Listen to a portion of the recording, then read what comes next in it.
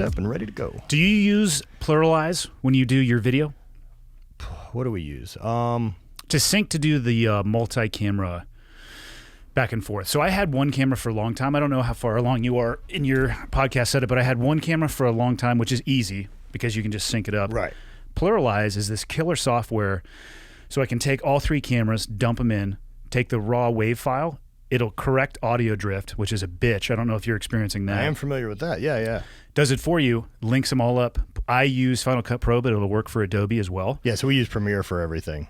You can dump it in there, and everything is synced. And I hardwire the audio to stay, and then I switch back and forth on the camera angles. So do you still have to pick back and forth on the cameras? I do, and that's the difference between not having a producer.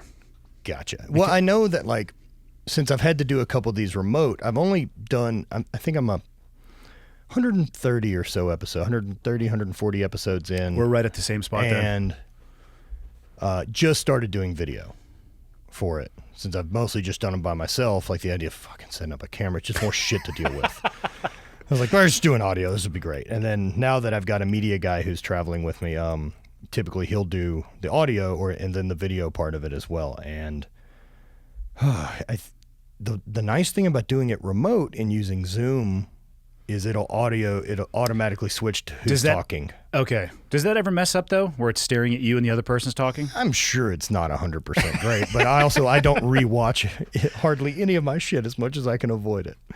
I am not a fan of the sound of my own voice. No, of course not. No one is. Yeah. So you're the first actual guest in the studio. Dude, this is killer. It is, but here's the thing. People are going to bitch.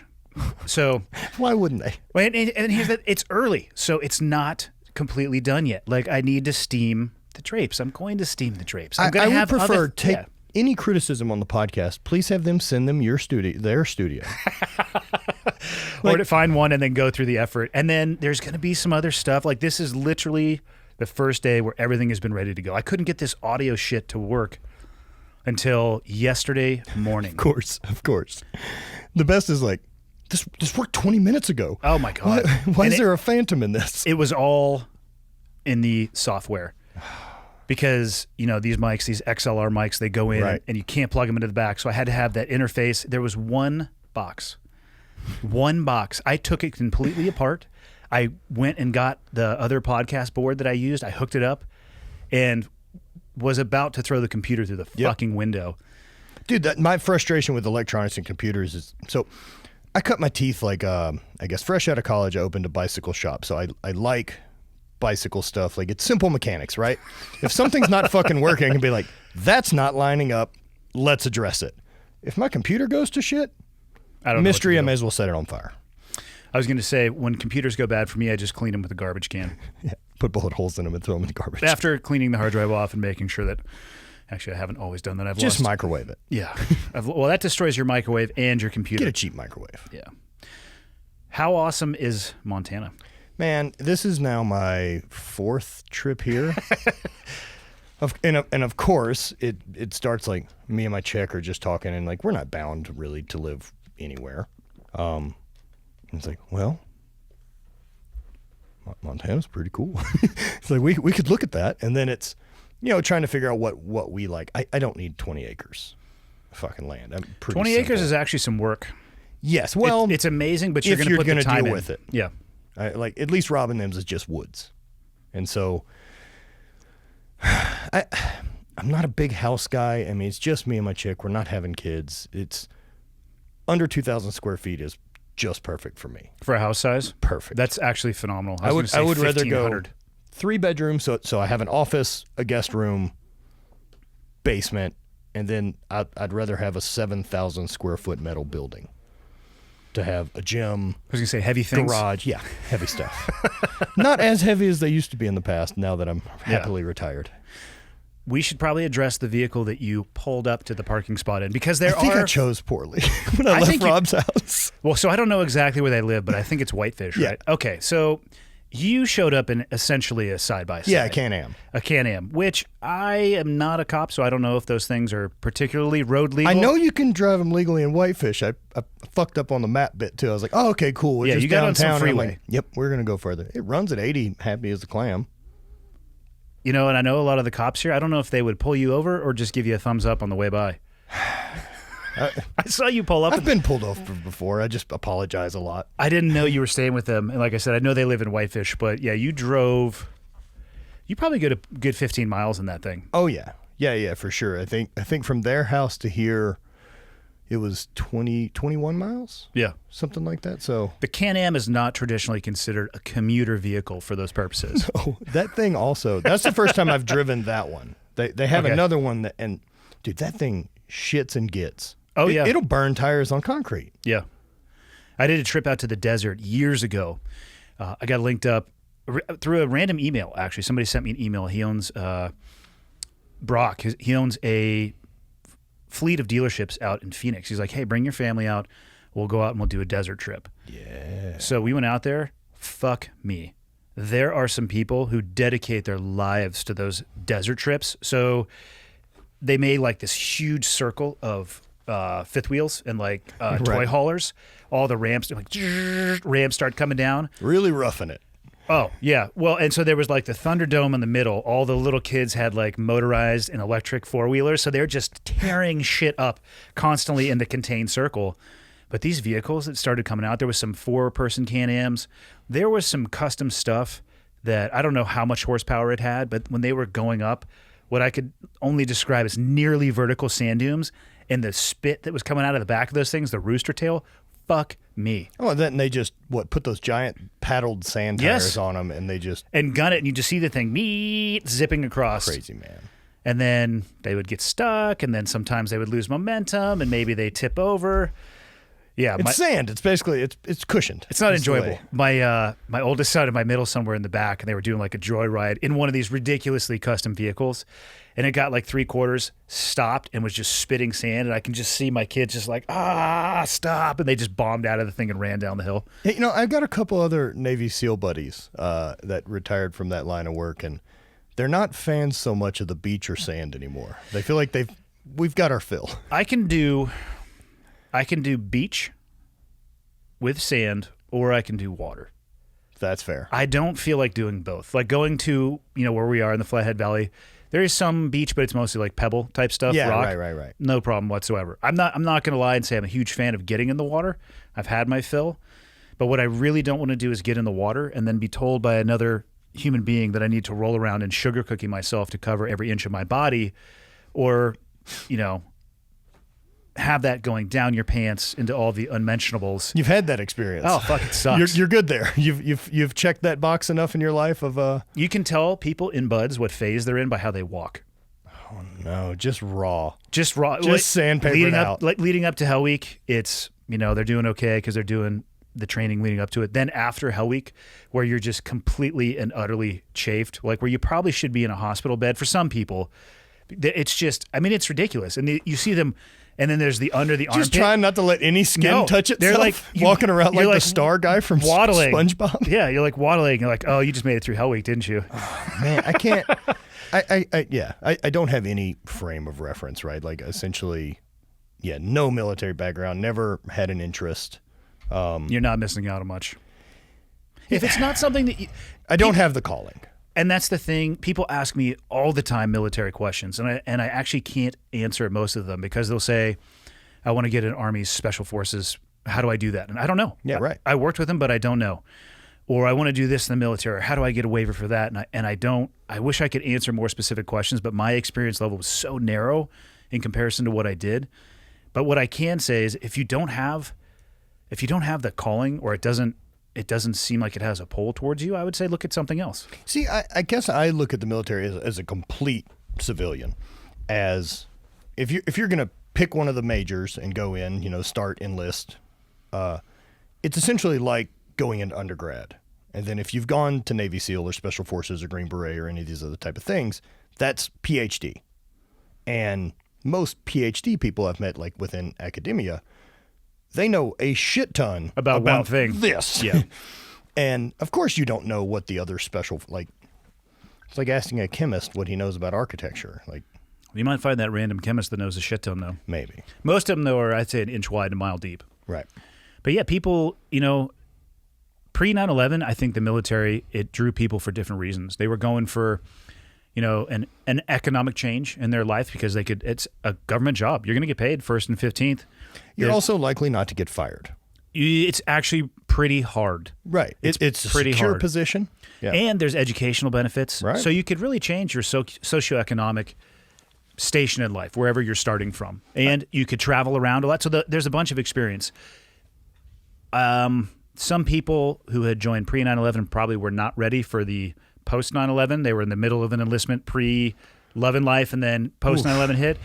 People who come in a post 9/11 world, I think they have a better idea of what they're coming in for. It's less, I think, about the educational benefits and more about that they feel driven to serve. Yeah, I would say that there was definitely a stretch of like, well, we could do the military. I'll probably get out without ever having to see combat. Which about 85% of the military doesn't. It's not even their job to engage in direct combat. There's plenty of ways to go into the military if you have no desire. I was actually talking about this. I do a Friday episode where I just do Q&A. Right. And I was talking about violence. I mean, my experience with violence in the SEAL community was way different than, say, somebody who was on a nuclear submarine or somebody who was on an aircraft carrier. When I joined, I went to a school. I was an operations specialist. That was my rate. So I was a E5, but also I was an OS. What would that be? I was an OS2, which meant E5 operations specialist 2nd class. My job, had I been in the fleet, would have been to monitor and use radar scopes and equipment in a room called the CIC, which I think is the Combat Information Center. You're not part of your issue. Your daily issue is not a gun. Okay. You're not getting on helicopters. You're not going to, gather intelligence or work on a network or go and kinetically take down a target. That's just not your job. So you're essentially helping schematics get people planned for them to go.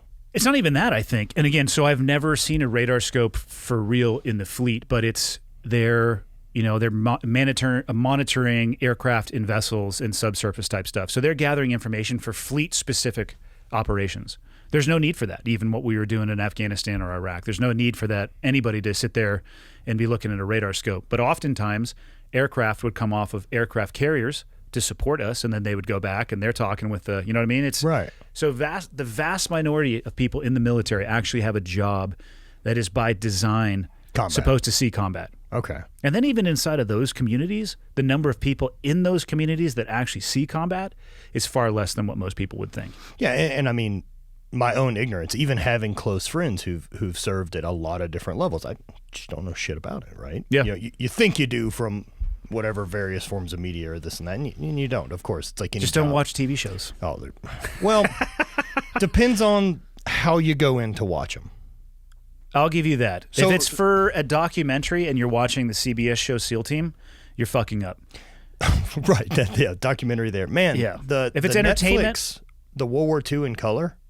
I haven't seen that, It's actually. excellent. Okay. It is really, really great. I also haven't seen the They'll Never Grow Old.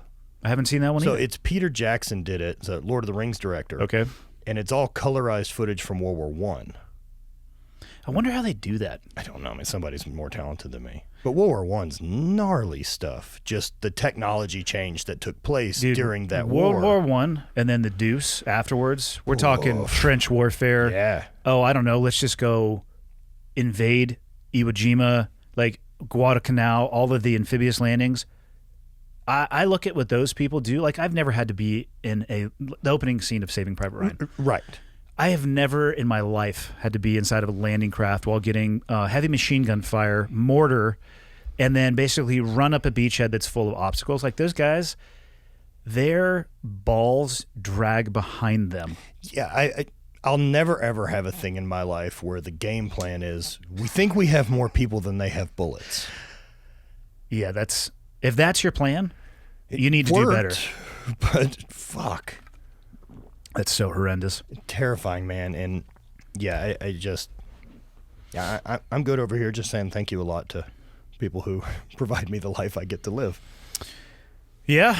You know, people will say that, they'll say thank you for, providing my freedom. I've had people say that to me, and I actually take the time and I stop them. I'm like, listen, nothing I've ever done had anything to do with providing you your freedoms. The freedoms were established or at least maintained on the founding of this country.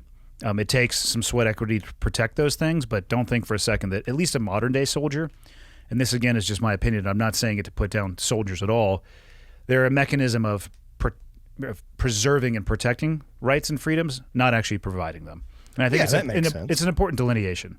Because you'll hear vets sometimes like, fucking going over there, I'm going over there so you can be free. It's like, let's step back a notch. Let's step it back a notch. I'm not saying you're not, but let's look into the grander scale. Like, you were free when you were born because of the documents and the founding of this nation and how this nation is set up. So let's just ratchet. I need you back at a 7. All right, I need you to 7. You're at a 10 right now.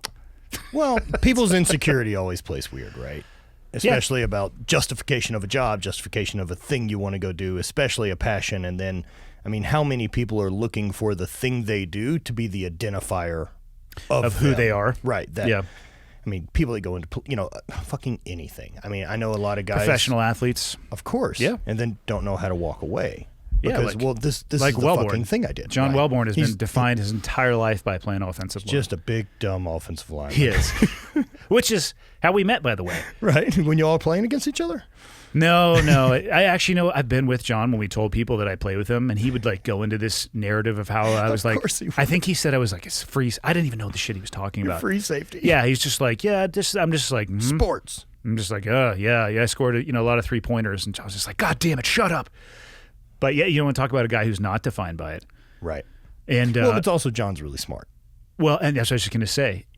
People wouldn't assume, because he is, let's be honest, a massive beast of a man.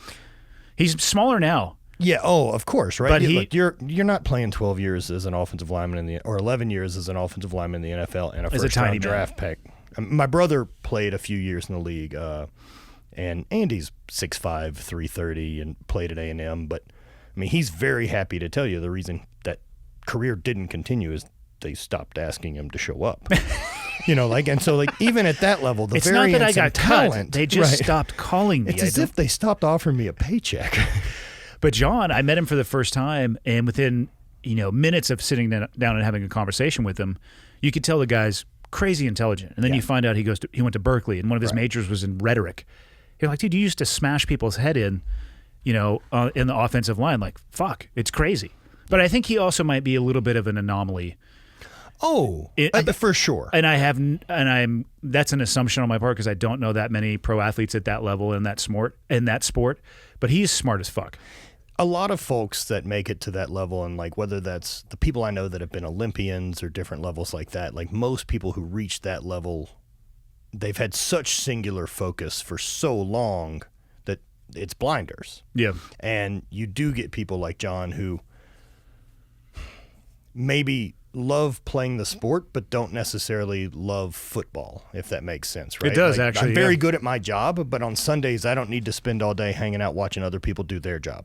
Yeah, and at some point in my life, I want what I used to do on Sundays to be the past, and I want to use that as the lever going forward to something else. That's something that's always blown me away, right? Like that. So my background is I did track and field in college. Where'd you grow up? Louisiana. Okay. So born and raised, was there up until a year ago, moved to St. Louis. We'll have to get to that at some point. We will. Because there has to be a reason for that move. Divorce. That's a good reason for that move. But all good. And so did a handful of years track and field at LSU and was a very average shot putter, discus thrower, hammer thrower across the board. If you are 10% better than me, you could kind of consider maybe going post-collegiate and chasing the Olympics. And if you're 10% worse than me, you're dog shit. Okay. You're absolutely bad. So that's where I'm at. Few years of strongman, few years of powerlifting, and then found Scottish Highland Games. And whatever weird configuration of my skill set lent very well to it. You got to describe what they are. I know what they are at like a super peripheral level. I know you guys are wearing. This isn't a big thing your audience is into, the Scottish Highland. I don't think most people know what it is. Most aren't. Of course not. I know that you're wearing a kilt. Got a kilt. And so what's under the kilt? I wore compression shorts because otherwise, like you would say, this not walking what I wanted around to hear. like this is what I would be. There hasn't been a moment since I was 15 that my legs haven't touched each other, much less if I'm putting an abrasive in there. It's a terrible plan. I'd just be a bloody, awful. I thought you were going to say thong. I have worn a thong under one before. It's really funny. Yeah, I would imagine, because I would imagine at times you spin a little bit and it gets a a little up. Yeah, it's nice. Plus, my ass is tattooed. It's an entertaining. Oh, God. Great show. Oh, God. So we have 9 events. The most popular everyone knows is the caber, which is big telephone pole, right? You have 2 stones you throw, basically like a shot put. So you have one you throw standing, and then you have one you full approach, however you want to throw it. Various weights. The heavy one is 28 to 22 pounds. The light one's 16. So same as a regular shot put, but a stone. We throw 2 hammers, and so they're a 22 and a 16-pound ball on the end of a 50-inch stick or piece of PVC pipe.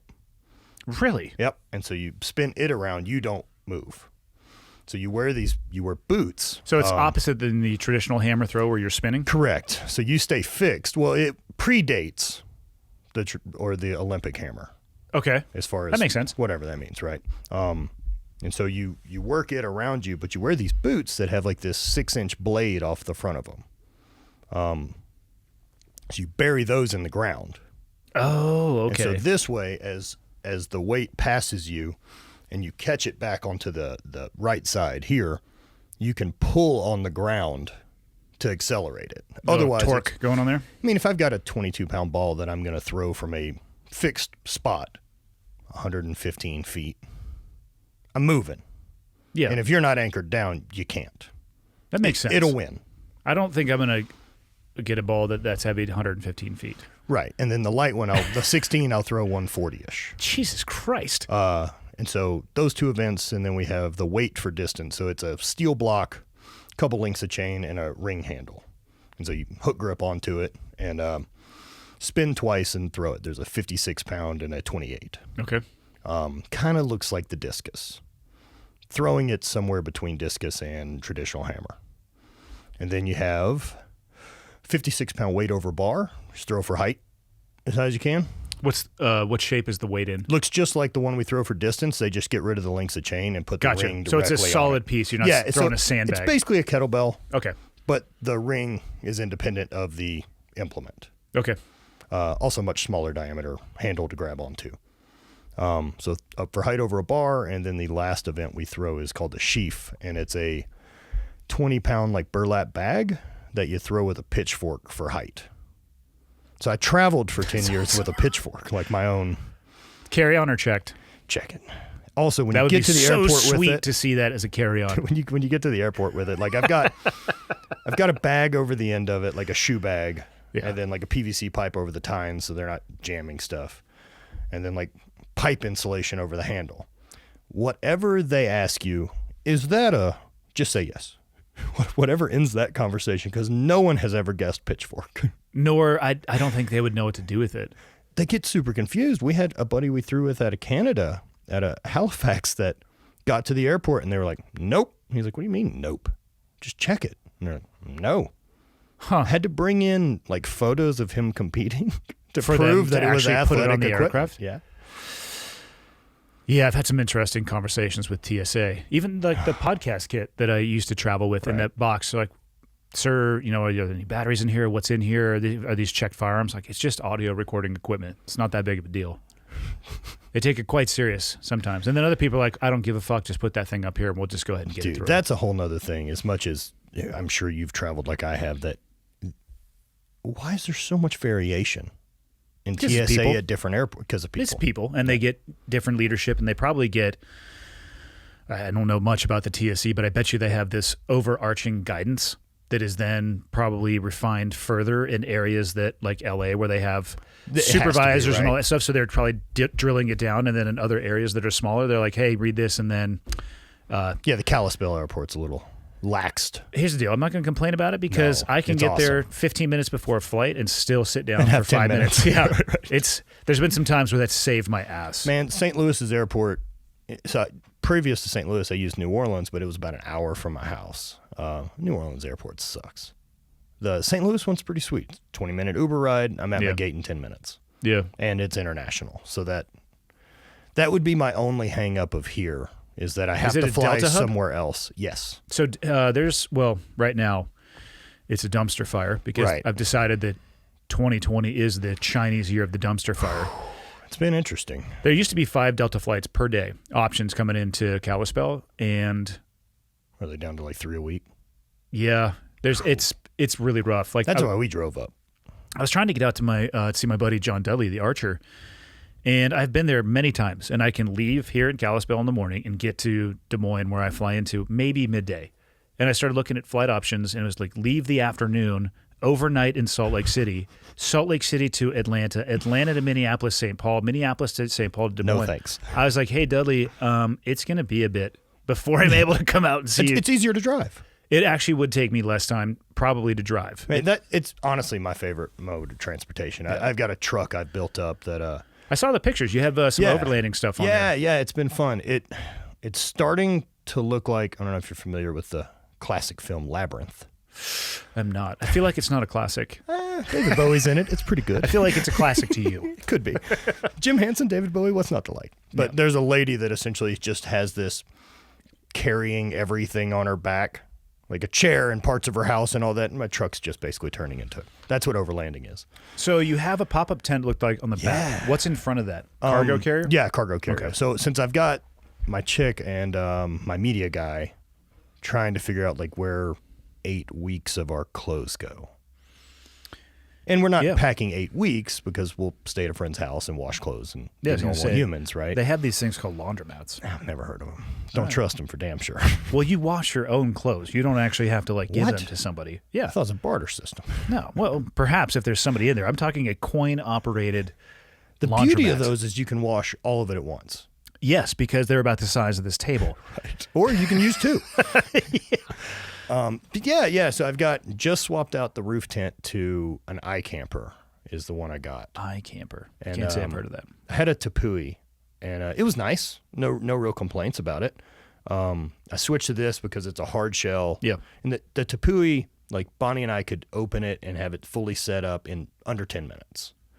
This one I can do by myself in about 90 seconds. I have a roof nest, the Sparrow X, right, so it just XL. goes straight up. It's a clamshell as well. To get that thing open, you undo a strap, 2 clips on the side, push the back. It's got pistons in there. Mm-hmm. It goes, actually makes that exact noise. It's pretty nice. Yeah, I don't think it actually makes any noise. So those are my own personal sound effects. You start adding them in. Yeah. And then I come to the front, and it's, if I was hustling, 30 seconds. Right. That's about what mine is. And the inside of this thing's like a king-size mattress. It feels really memory foam? big. Yeah. That's what I'm talking about. It's and 2020. it just pops out. The other side pops open, and it's great. And reverse the process to get it back down. Easy enough. Yeah.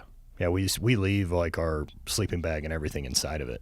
We You just are mush it describing flat. the exact setup that I have too. Sleeping bags, all the bedding, pillows stay in there, press it down, and doesn't change the gas mileage because it's super low.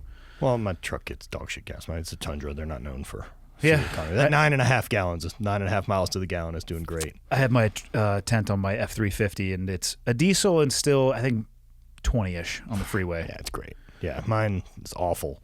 But I've swapped in a 50-gallon tank, so it just looks like I have an air duct under my car. So You can big. go for a long time, but damn, 50, well, whew, gas prices have been cheap. 50 gallons. It's nice right now. 50 gallons 6 months ago was probably a Ugly. pretty couple $100. Yeah. Damn, man. Yeah, so So how did you get into the Highland stuff? If you went track and field, how'd you find it? well, I knew it existed in college when I was competing. You kind of know of it as a thrower. At least you know the history kind of how the sport and Scottish clans and all that started, right? And so I knew they existed, but like at that time, so I finished college in like 2005. What'd you get your degree in? Oh, general studies. I really spent my time well at LSU. I got a minor in English, a minor in psychology, and a minor in communication studies. Perfect. Wildly valuable. I don't think I've ever filled out a job application, so I mean, I don't really know how useful it was. I finished college because I had a track and field scholarship. Do you feel like if you could go back now, do you feel like that there was enough value in that educational pipeline that you would do it? I'm assuming, Would I rerun it the same way? I'm assuming you would probably change what you dedicated your time to or devoted your time to. But was there enough value in the experience of going to college itself? Because I have no experience at all. For me, especially getting to do sports, 100%. How about from the academic side? Is the information or the studies that you did it prepare you for what was going to come after? I guess that was probably a better way to phrase that question. No, not at all. I mean, I've written a couple books, but my grammar and stuff's terrible because I just don't give a shit. I'll pay an editor I was going to say, fix people, all that, right? there's people who specialize really good at that. I'm not. Inch deep, mile wide in editing the written word. I'm an idea guy. Fine tuning's not what I'm here for. Yeah. But maybe the communication studies, and maybe if I really wanted to squeeze out some of the psychology, because I spent 10 years doing outside sales in the oil and gas industry. Okay. And so that's a lot of dealing with people and figuring out. Insight into people would probably help there. How do I get us where I want to go Yeah. and let you feel right all the time? And also let you feel like it was your decision to get you where we wanted to go. I don't care how you feel about it as long as we go where I'm hoping. I asked that because I have my oldest son is 2 years from being college age, and I did not go to college. I was in the Navy by the end of my junior year in high school. I had already enlisted. Now I had to finish high school to go, but I don't. I would have much rathered, right? Like I think it's sad that we don't have this option, and maybe they do and I missed it, but I should be able to go to school on this athletic scholarship, and why can't LSU or our major universities also offer welding? Like trade school. Yeah. That's what I was going to ask you next. Because if you want to work, Yep. I mean, that's the way to go. And you're going to come in entry level with a really good paycheck. Yep. A lot of the And you'll always trades, have a job. Yeah. Well, as long as you want to work. My dad owned a construction company in Santa Cruz, and it wasn't until he basically shut it down when my mom was dealing with cancer for her second time, which eventually ended up taking her life. But he worked at the level that he wanted to work for as long as he wanted to. There was always work in the trades, and he, had the opportunity to put a couple young people on, to include myself. But I mean, from an economic perspective, when I was in high school, like I had a bunch of cash because I was working a trade. Right. And still, I can still do tile. I don't fuck with lumber, plumbing, or electrical. Get the fuck out of here with all that. I'm not Specifically interested. electrical. So you're a decent carpenter? No, I don't fuck with it at all. Okay. This table, let me tell you about this table. I didn't make this table. A buddy of mine, Cameron, made this table from Montana wood. This thing is amazing. If I would have made this table, well, we wouldn't have a table. We'd have a cardboard box sitting in between us. That's very, right now. very similar to what my carpentry skills look like. I'm really fucking bad at it. But also, it's not a shock that I'm bad at it because I don't ever do it. And plumbing scares me too, but the one that scares me the worst It's electrical. is electrical. You mean the get dead part? Very few deaths in plumbing. If I have to do anything near a socket, every single fuse in my house is out. Flip the whole main breaker. And then I sit there like a total pussy and be like try to touch it first to make sure it's dead. Like the back of your hand helps? Yes. Like it's a dog? I've always been told if you grab it, like if you Yeah, touch it with the front, it'll clamp it down. So I sit there and I like tap it, and then I'm still scared when I'm working on it, and then I like try to stand when I turn it back on. I feel like it's going to explode. At least it's not strong enough to really get you. 220 on the other handle. Yeah, it's not the amps, it's the volts, right? Or the other. I don't know what either of those are. Either. I know both seem bad. I know we kill people with electricity, right? Like so. Yeah. Yeah, however that saying goes, it's not the amps or the volt, it's the volts. If you don't know what either of those are, it doesn't matter. That's a very, very good point. All you Just hear avoid is, if I touch this, I'm going to die. Yeah, a lot of times it's just easier to say, there's people that do this for a living, right? Yeah, it's worth the money. Yeah. But those because people I can are do demand. this weird thing. And those people will be in demand. And they should be. Yes. The skilled laborers, and that's part of what frustrates me currently with the tone of our country, right? Is that we don't have this skilled workforce.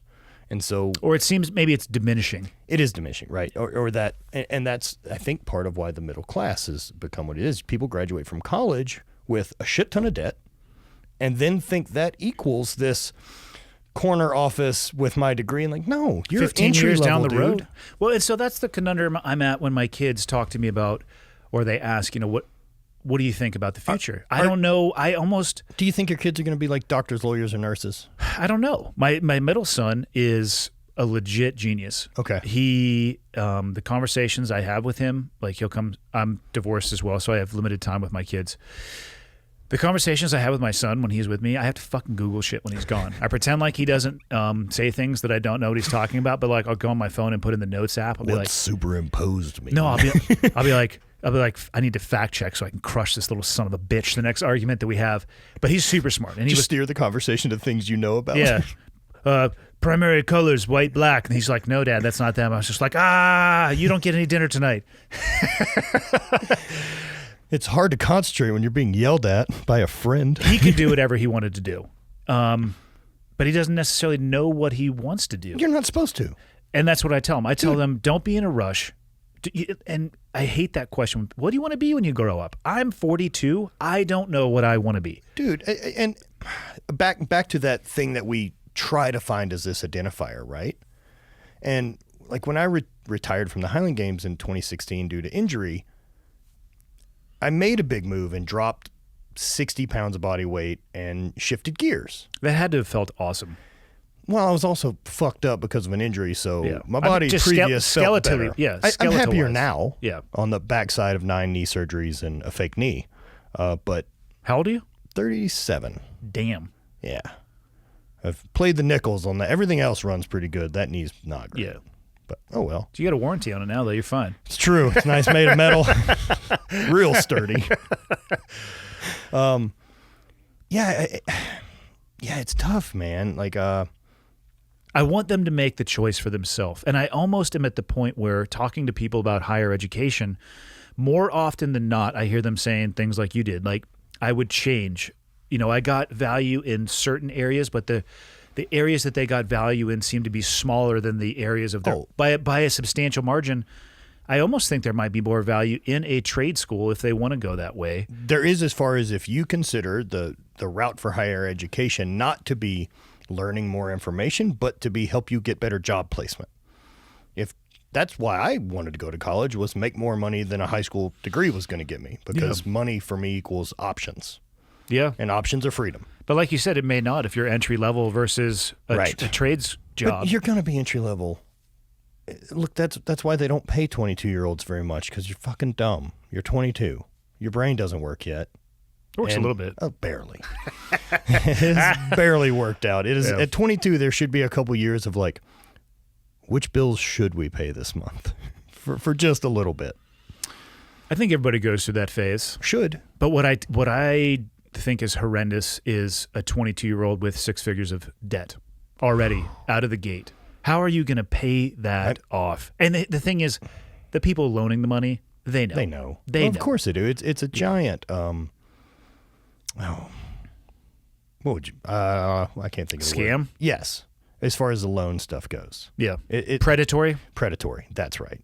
Yeah, that stuff really bums me out. It bums me out that we've also let the system get that way. I was very fortunate to have school paid for, and my chick's school was paid for. She did college somewhere else, and my ex's school, she had her parents helped her out, and she had in Louisiana. There's a deal that like it's a pretty minimum ACT score and curriculum for high school, and they'll pay tuition at in-state colleges. Really? Yep, it's called TOPS.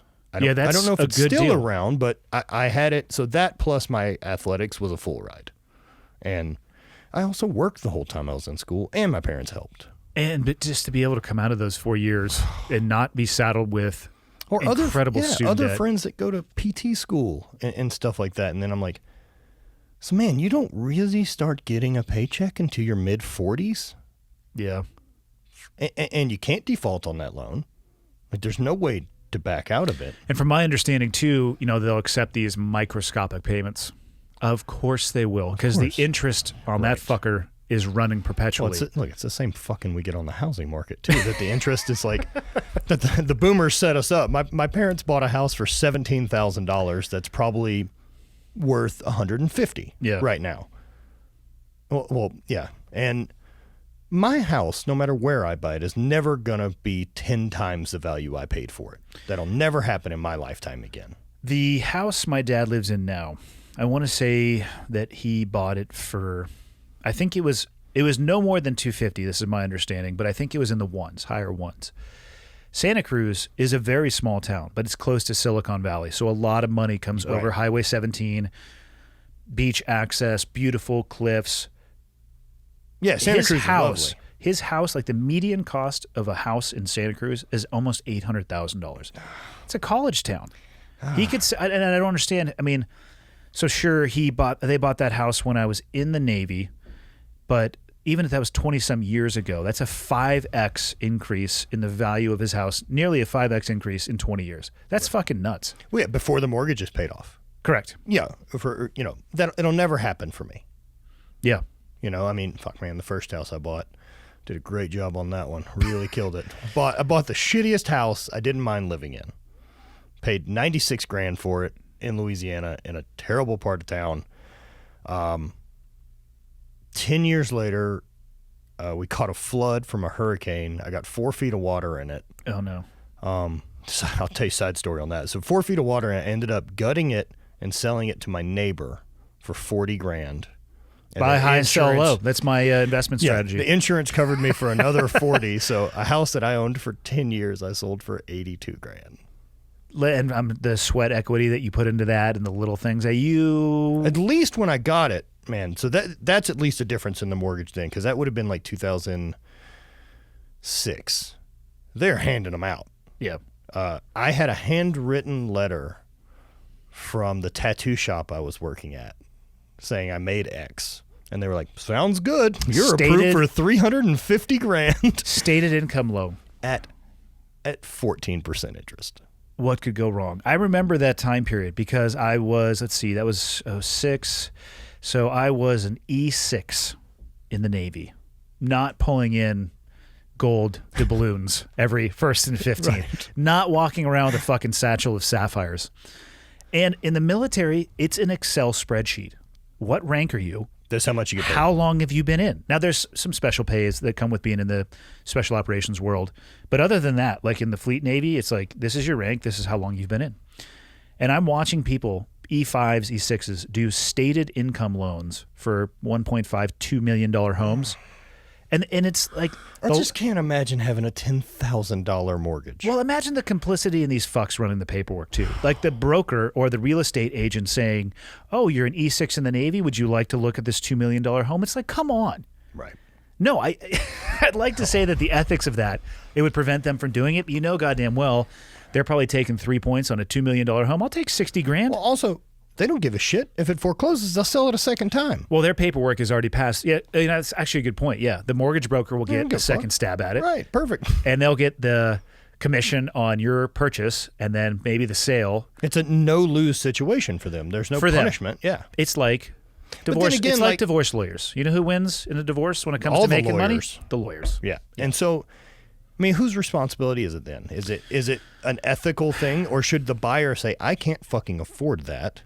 I would like to think that people have enough personal accountability, responsibility, and integrity to say, this is how much money I make. I mean, they sell Lamborghinis, too. I'm not going to pick up one of those. I know. And like any smartphone, right? It's going to have a... mortgage calculator? Or just a calculator in general. Let's figure out what your monthly income is and maybe not commit yourself to an adjustable rate mortgage. I like about 80% to go to my housing. Well, and that's in the first 2 years. Because then after it flips, 172% of your income... Yeah, it's... the adjustable rate thing. That was insane. Yeah. I had a guy that I worked with who was a SEAL, who went to he went to jail, a little prison time for messing around with some paperwork. Oh no! Yeah, it wasn't a good look. They'll get you. And the thing is he preyed on the community as well. You know, he was a trusted agent inside of that community, and it did some damage to a lot of people. And not the community of people you would want to fuck over. He's a little bit safer because he came from it, but a lot of machine guns. Yep. He knows how to use one too, though. Sure, but there's only one of him. Yeah. Fuck. So how'd you meet John? Because that's how So I met you and John I eventually through. What would be the first time I ran into John? Maybe either through Kelly Starrett or Mark Bell.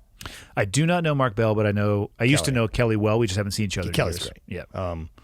We'll definitely see him while we're out on this trip. We'll make our way out that way. I've got a ruck I'm doing in San Francisco. Okay. Middle of next month. It's like I'm doing a 50-miler. A 50-mile ruck? Yep. Yeah, let me know how that goes. It's probably going to suck super bad if I'm guessing. That's I got to do a never 20-pound pack. Look, for me... And is there like a scale there? Yeah, probably. I'll just carry a 20-pound pack. It's fine. I'm just saying you could put a pillow in there. I got strong legs. And look, it's for me after competing and doing the strength stuff as long as I did, I'm really enjoying kind of leaning into endurance stuff because I'm fucking bad at it. And it's fun to feel progress again. Isn't Rob doing that too? Rob has been. Yeah. I do bikes. I'm not trying to run. This fake knee and running are way down. Probably a little bit more low impact. Also, bikes gives me more cool shit to buy. You can accessorize a bike. Oh, bikes are great. If you're running, it's like, look at these cool fancy shoes. Also, Sick. this Batman belt full of goo and other sugary things. Yeah. Also, distance runners don't have a physical build that I'm interested in. I don't think, let's be honest, you're ever going to achieve a runner's I'm never going to be good at this, right? Like I said, you're a massive man. Yeah, when I got done with the Highland Games, like I had success in that sport. I won 2 world championships, and then the other 7 years that I was a professional, took second at Worlds. And had a great run. Chances of me finding a second sport that I'll be best in the world at are pretty fucking slim. Most people don't find one.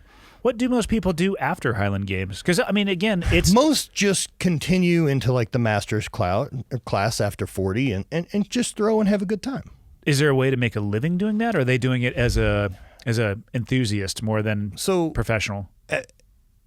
At that level, it's kind of enthusiast. The professional level, which I was at, there's money. Grade. Assuming if you're winning. Yeah, so figure the years during that stretch where I'm one of the top 2 guys in the world the whole time. I would compete 20 times a year in about a 6-month window. Oh, okay. So yeah, you're so doing the at least... season's April till the last weekend of September. So a minimum of 2 a month, sometimes 3. Sometimes 5 weekends in a row. Wow. And travel out to them. And the Highland Games is a cool loophole of athletics. They pay for your travel. There was prize money every week. And, I mean, took care of it. They flew us out. It was great. Do they have like a governing body that's covering that for you? No, which is even cooler. That it's just festivals. It's kind of WWE. We're there to entertain. Okay. Right. The festival has the heavy athletics out, and now none of what we're doing is scripting, but we're there to put on a show. This is what the crowd wants to see, the caber and all this other shit. So I made about 25 grand most of those years. Total? Yeah. Not over the 9 years, but per year I made $25,000 in the Highland Game. Yeah, having a hobby. It's a lot of work travel for 25 grand.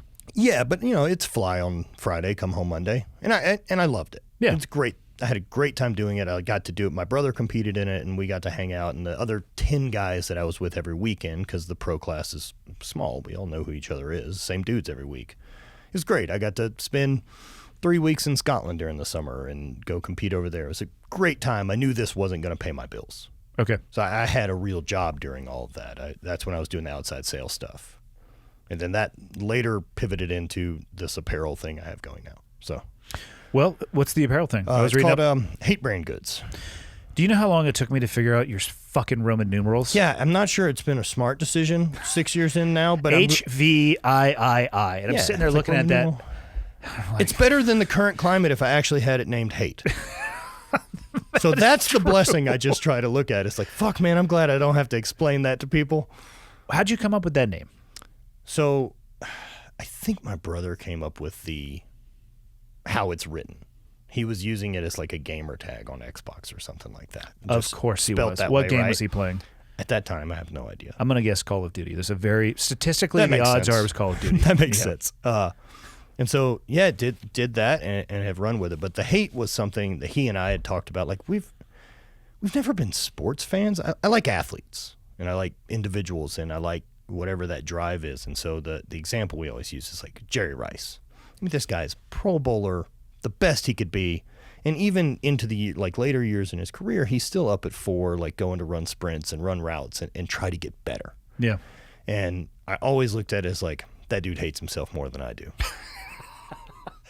A perfect example of that is the motivating factor. I'm assuming you know Rudy Reyes. Fuck.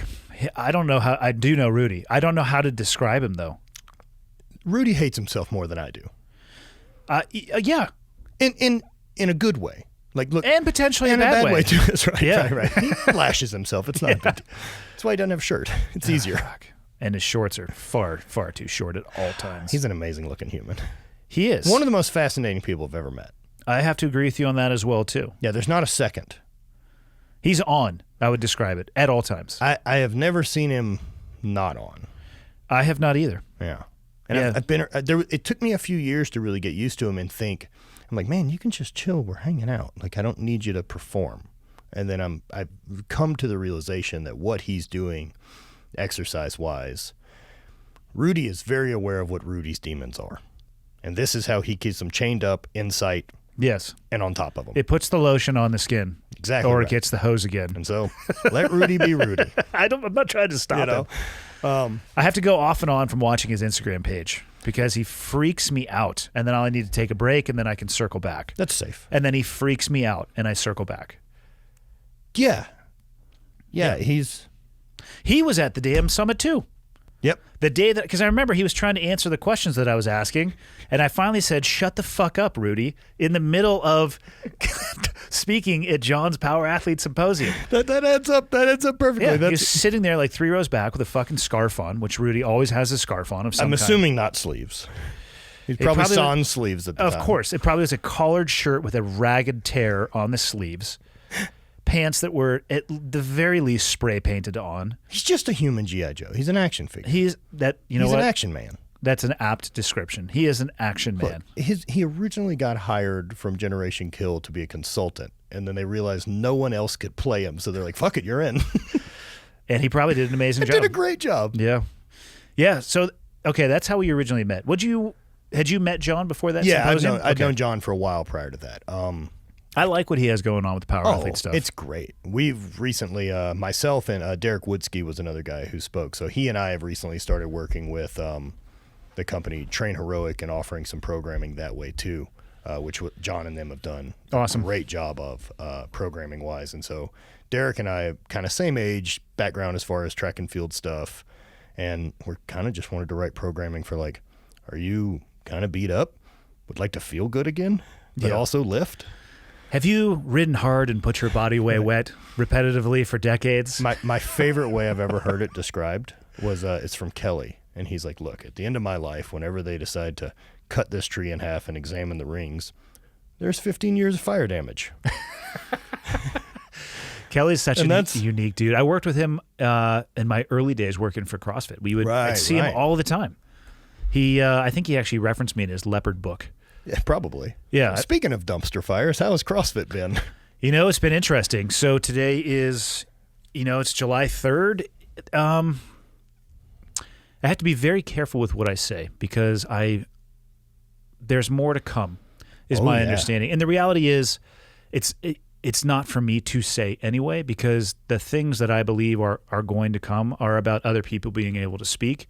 And the last thing that I want any of that stuff portrayed as is something that is being driven by me or me having an axe to grind. And I read your article, and it's great because you spoke about what your experience was and didn't.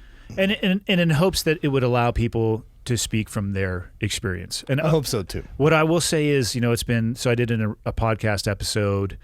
The New York Times wrote an article. Business Insider actually came out with one today about a different version of the story. Like I said, there's more to come, but the difference between what I know now and what I know then is startling to me. And I've actually spent a lot of time thinking about those environments, thinking about how does this shit happen, and working it backwards from just utterly catastrophic, horrendous shit to what it is that I saw. And my perspective on it has changed substantially. Okay. There's a lot of small things that I think add up in the aggregate. There's a lot of just things that would be easily ignored, but now it's like, oh, that makes sense. That's why that person would behave like that. That's why those comments are made, and you brush them off at the time. Yeah, hindsight, right? That you don't have a frame of reference to say that felt odd. Or how somebody could say something fucked up, and they would do it in a perspective where they're judging the reaction of other people. If somebody's like, "Hey, man, like you shouldn't talk like that," okay, well, I'm not going to push that person any farther. But if somebody else laughs and doesn't say anything about it, perhaps that's somebody that you could pressure a touch more and pressure. You know what I mean? It's just. It has consumed my brain for the last few weeks. It's been tough. I've had multiple stretches of nights where I've had a really difficult time sleeping. I mean, it weighs on me that what I didn't realize what was happening so close. It really weighs on me. Again, that perspective's tough, right? And it's always easy in hindsight to look back and say, I should have said something, stood up, or this and that. But it's so easy when you're so limited to being around those people that you can, especially say, how people act when they know they're going to be dealing with, say, someone like you with this Navy SEAL background and think, this hard edge guy, maybe I'll say some shit to kind of. Except I'm not. And if they said shit like that, I'd be like, yeah. Of course. But you're also talking about people who say shit like that. They're not smart. Yeah, it's true. And so it's easier to just be like, all right, that was a one-off. Maybe this isn't the guy I want to hang out with. And you just operate in your world of like, noted. Yeah. And then you don't realize that like, fuck, everyone you deal with, it's this. Yeah, I'll be interested to see how it all nets out. I think it'll be a while before a level of scrutiny and clarity comes to the whole thing. But I think the more attention that is paid to it, the more will come out. And I think that the organization will probably survive, and I want it to survive. It should. And I tried to be very clear about that in the video that I did. I like the methodology. I think it's beautiful in its efficiency and effectiveness. But at the same time, if there are systemic issues at an organization, which, leadership drives culture, we should observe those things. We should objectively look at them, and then the corrections should be made that need to be made. As someone who's never worked with HQ, but know a lot of folks who have. Yep. I didn't think it wasn't common knowledge that HQ was full of shitty people. And not full of. I know what you mean, though. Right? And again, this was the leadership. It's been this way. It has been this abusive scumbag mentality for so long. And then when... I think it's easier to... I would agree with you. I don't think that it was anything but an open secret. I don't think that people were totally shocked.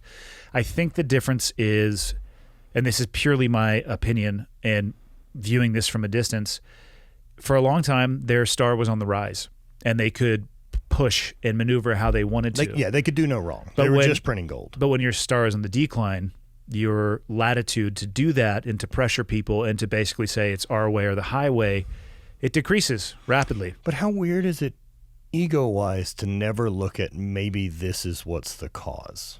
It is, what's driving that boat is actually what's causing the decline. I think it's really impressive that they built such a strong community that it will happily fucking survive without their leadership. It will 100%, yeah. If CrossFit headquarters, and this is not what I want to have happen, but if it were to cease to exist overnight, the community would be fine. They'd have some branding issues, and I'm sure they would split into But they're already doing that now. Everyone's disassociating. I don't know everybody. I don't know the exact numbers. There's the 5 gyms I know personally have. Yeah. And they have a lot. They say that they have 15,000. And again, I don't know any of the legitimacy of the numbers when they talk about overall scale or overall de-affiliations. It had an impact for sure. But I never understood what the gyms got from being an affiliate other than able to call their gym a CrossFit gym. Because I never saw them support the local scene. You got a guy cruising around on private jets, and you have a bunch of fucking gym owners trying to get their shit together. That'd be a better question for... I don't know, right? And it's just something I think about. And it's... Look, CrossFit to me, as someone who's come from the strength and fitness industry, and that's still where I make the majority of my income, nothing has put more barbells in people's hands than CrossFit. And this, to me, fuck yeah. Yeah. I mean, I've heard many Olympic lifting coaches saying that CrossFit essentially saved... USA weightlifting. Yeah. Of course. The resurgence of, bumper plates. I mean, I don't think I had ever... Rogue's business. Yeah, and they've diversified incredibly too. I can't even begin to think of trying to keep up with that growth curve financially. Bill and Katie are behind the wheel of a behemoth. Yep. I love seeing their growth. I love them as people. They're awesome. But yeah, try to keep up with that machine. Be like, all right, let's we'll double capacity, and then before that building's done, we need to double it again, and then build another one, and then another one, and then to be able to pivot during and then the pandemic anything time. that grows that fast, you have to be worried about that it loses steam that fast. Of course. And fuck, are we standing here now holding our dicks with this 50,000, 500,000 square feet of campus? Whoa, my chair broke. Oh no! I remember the first time I saw a bumper plate, and it was at a CrossFit gym. Okay. And now it's weird if you don't see one. Right.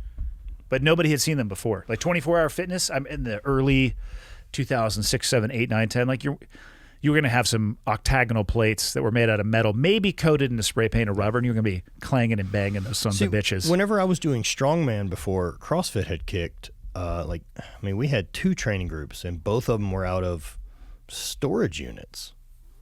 We just kept all of our equipment in a storage unit. We'd all show up on Saturdays and run strongman events, right? Yeah. We all chipped in and paid $70 a month for this storage unit that 10 people paid for. So, and that's essentially what boxes became. Yeah. And I love it. As far as I like the methodology, I like the idea of the training. I love that it's getting people active. They have a sense of community. There's a lot of really great things about it. Right. And it got a hard time for a long time about bad coaching, but fucking bad coaches exist in anything. I was doing jiu-jitsu earlier today, and the coaches I have are phenomenal. Not all coaches are phenomenal. No. Some of them are suck. Some of them are creepy. That's the sport that I really wish I could have pivoted into. Jiu-jitsu? Yeah. Oh, you would have ripped people's fucking arms off. Yeah, I just can't now. You don't think you could? I'm not flexible enough. I can't kneel. That's going to be a problem. Like, if you go anywhere near my leg, I'm just going to tap. Please don't touch me there. That's 50% of your body? I'm terrified of it. Yeah. I suck at jiu-jitsu, trust me. I've been at it for 2 years now, and it's a constant, like, almost every day, like, scratching your head. Like, I don't understand how this works. I was able to take classes for about 6 months prior to total knee replacement, and I really, really liked it. And I went in and was very, very clear with the owner of the gym and the guys that I was rolling with of like, hey, man, I'm here to learn. And the way I took it, right, was I know that I've got this strength level card to play in my pocket. But I don't want to play that card. I'm not interested in going in there and just being a gorilla to tap someone out and training to prove a fucking point. Well, at a certain experience level, your strength is going to get used against you. Of course. So I want to go in and be gentle and try to figure out technique. Because if I can get foundation of technique with your attributes and then have that ability, it'll be fun. No, thank you. Right. And then you would be a nightmare. With like solid foundations and fundamentals and then your strength, you would be a nightmare. Yeah, now at this is the weight I would want to do it at. 290 me, not so much. I would just attack your knee, your bad one. Of course. I would identify which one it is and try to headbutt it. Perfect. Yeah. Like, oh, yeah, that's... He taps anytime I'm even near it. I breathed on it. But there's great coaches in jiu-jitsu and there's ones that suck. And that's, I hear people criticize CrossFit all the time. Like, all it is high rep, high weight Olympic weightlifting. It's like, that's that's not it at all. And that's not the experience you're going to get if they watch the CrossFit Games. Like, well, I don't want to do that. I'm like, that's not the experience you're going to get at an affiliate gym. You're probably going to be handling a PVC pipe for more than you would want to. You should have. Yeah. And you might do some Olympic weightlifting, but they're going to teach you first. Like, that's what a good coach is going to do, that controlled exposure. But, yeah, the misconceptions about it kind of abound. I know that the community will be okay. I hope that CrossFit headquarters can become what I think the community needs. But I do personally believe that there's some changes that have to occur for sure, beyond just the ownership change that's been announced. Right. Yeah, I mean, shit. What? They put Castro in control for about 48 hours. Yeah, I don't know. I think it might have been a week. But again, it makes sense to have a guy who comes in with that robust business background to run a business. Yep. I'm not saying that Dave is incapable of it, but if you want to turn that into what I think it can become, you probably want some experienced business I think between people. Greg and Dave, at least from my outside looking in, Dave's not been liked generally for a long time. I don't know if it's a smugness or what have you, personality-wise. It's abrasive. It's got a real punchable face. I don't know if that's the right term. I am going to allegedly. Yeah, I'm not even going to answer on that one because I consider Dave to be a friend. Like, okay. And here's the thing: he and I aren't close. We didn't serve together. I respect him because of our shared background. Before I actually released the podcast that I did about Greg, I called Dave and I told him that it was coming. And I told him it's because of respect of our shared background, and he was the new CEO. But we're not close. And what I can say is I understand exactly why people feel that way, and everybody should make their own opinion on that one. And I'm also aware, too, that I don't fucking know the guy. Yeah. The only interaction I've ever had with him was like the CrossFit Open in 2015. There was a handful of us that got disqualified during it because they... the video portion where you submit? No. It was like a 15A, 15B. And maybe I've got the year wrong, but it was... It was like a triplet of toes to bar, this light deadlift at like 175, and then a snatch at 175. And it was like, do as many rounds of this as you can in 9 minutes. Something about that. And then you've got 6 minutes to put up the heaviest clean and jerk you can. And then they were scored separately, and as in like 2 separate events. Gotcha. So a bunch of us got together and realized that that's how they're scoring it. And especially with the way the teams get picked, like your athletes that put up the numbers don't have to go with your team to regionals as long as they're in your gym. Oh, I remember hearing something about this. Yeah. I went in. You were able to game the system, weren't you? Yeah. I've got a 375 clean and jerk. And so. Me too. It's no big deal. Right. So why wouldn't I go help my local gym? right? So I did one toes to bar. You did 1 rep of each? And no, I did one toes to bar and then fucking hung out and went to go get ready to do a clean and jerk. And they DQ'd me. Yeah. And they should have. Yeah, I get that. You were gaming it. I remember this 100% happening. They should have. Yeah. My issue was someone said it to them during the live of like, well, do you think people will sandbag the first half to do this? And he's like, well, it's not going to help you, but it would have helped the team because they were scored separately. All they had to do to fix that problem was combine the reps plus the weight. Correct. To a cumulative score. Easy day. Yep. But I got a bunch of emails from Dave. Oh, directly? Yeah, because they cut my score. And I responded, I was like, I think you should. But I think it would also be terribly foolish to take the moral high road as a gym and not participate this way, and then your team doesn't go to regionals. Yeah, just create a better rule set. That's all it was. Yeah. But if these are the rules you're giving us, cool, we'll come play. And there were like 20 of us who got the boot. And we just laughed. It was like, we are the anaerobic. We are the strong. Cheaters. Yes. Yeah, of course. Toe to bar, I'll be over here getting ready to lift an but insane then amount of weight. they let some of the guys who put up big lifts like do one round. And I'm like, okay, so where are we calling the minimal amount of effort that makes it qualified score? Yeah, now you're talking about subjectivity. Right. Instead And of so my objectivity. issue with that is the posturing. If I'm not giving it 100%, I'll just do fucking one. Yeah. I mean, it's just as stupid as me doing it for 45 seconds to finish one round and then walk over. It's an interesting, CrossFit is an interesting ecosystem. But my exchange with Dave then was, it was fine. Yeah, It that's really good. wasn't aggressive. I'm Just glad to hear it. personality-wise, he doesn't seem like a guy I'd want to have beers with. And here's the thing. His personality is his to defend. Absolutely right. You know, so people can judge however they want to. I'm sure there's plenty of people out there who feel the same way about me.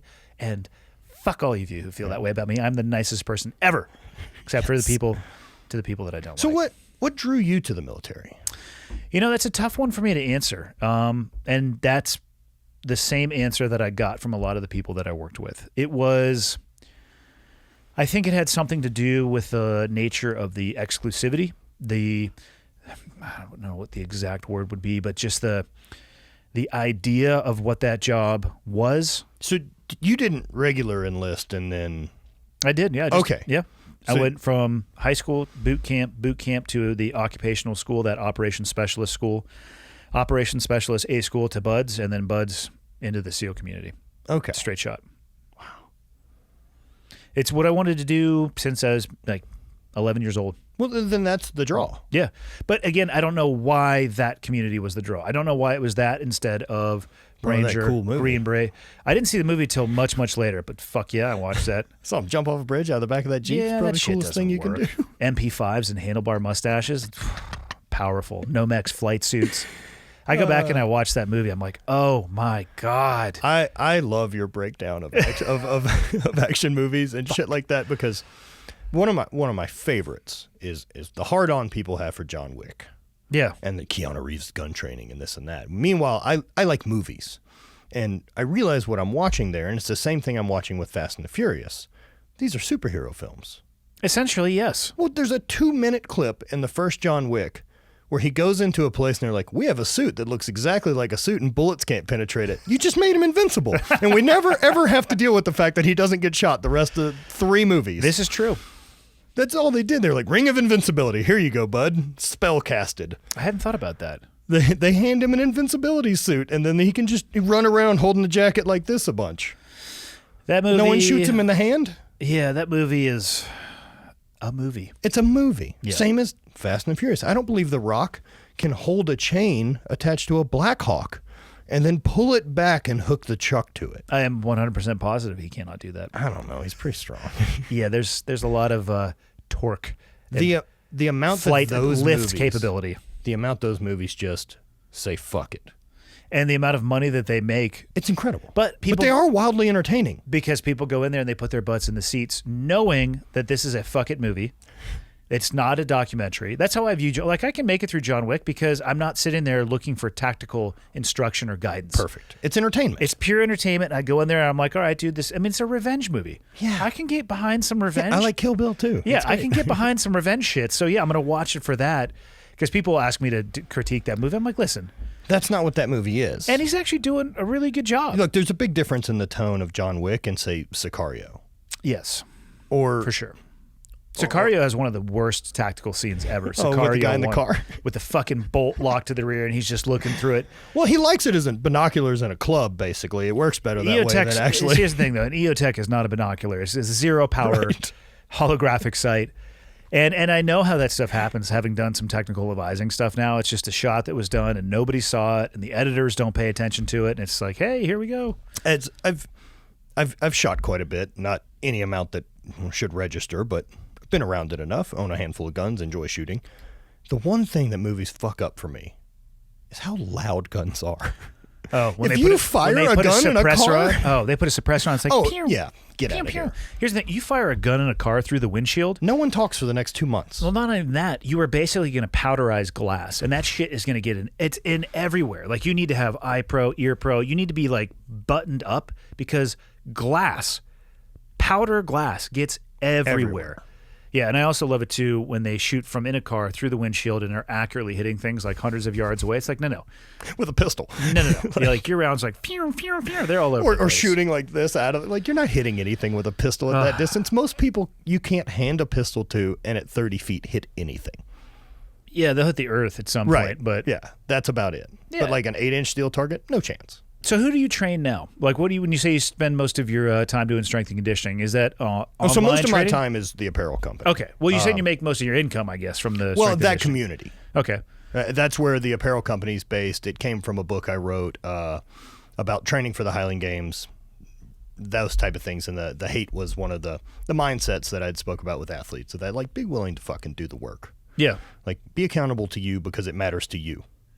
And hate is a powerful motivator. Works for me.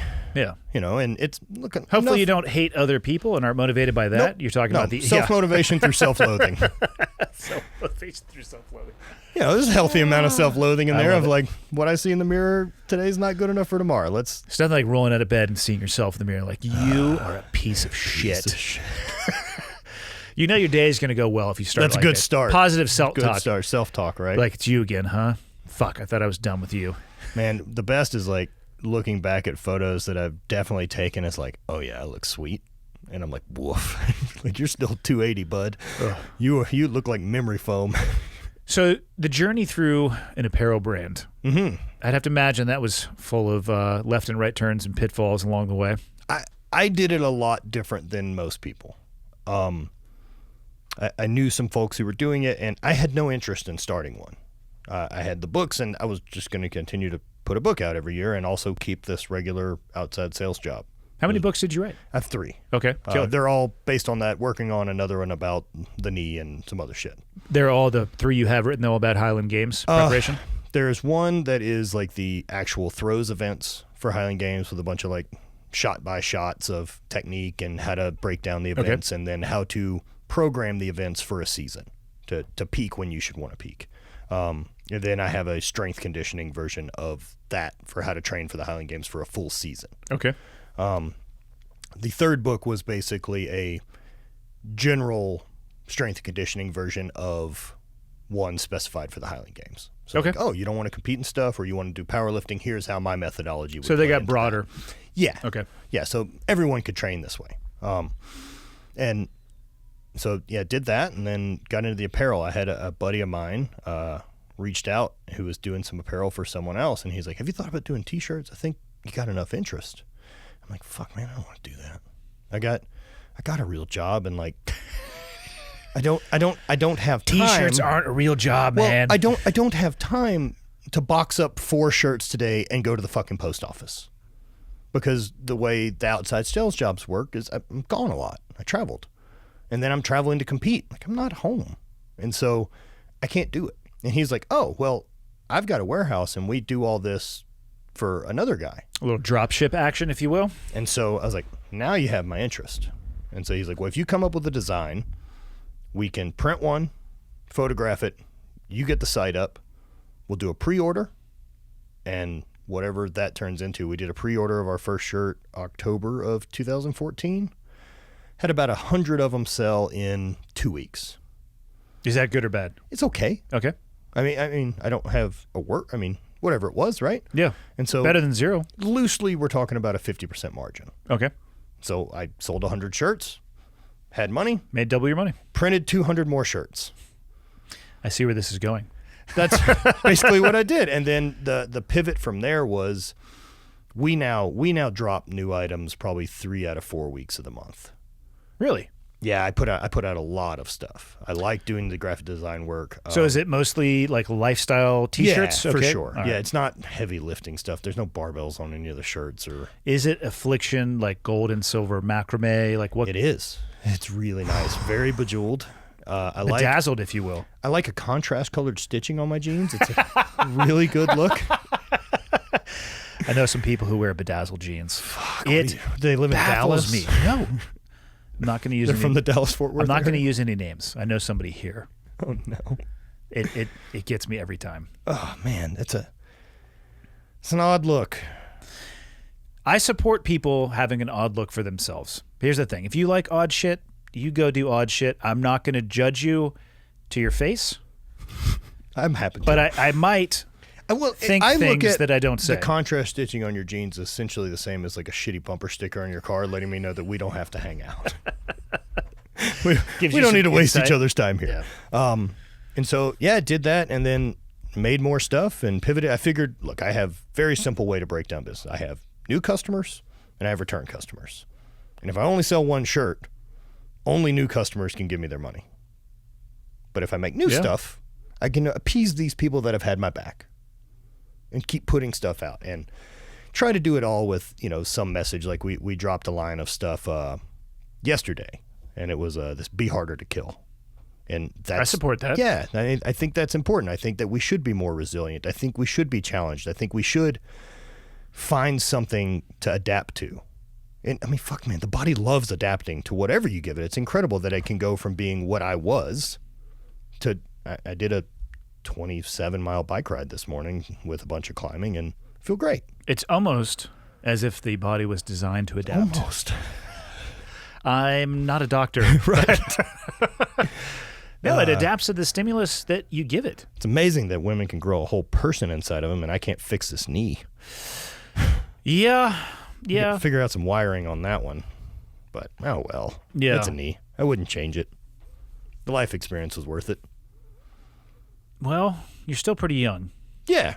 You got a warranty on that thing. You might have to get it switched out from time to time. Probably, but the second one's not that bad. Says who? Well, all right. So I had 8 surgeries that were really shitty. Like MCL, ACL, tendon type 4 stuff? ACLs that didn't take. Oh. So I went in, got an ACL, and basically did 90 days of really hard rehab.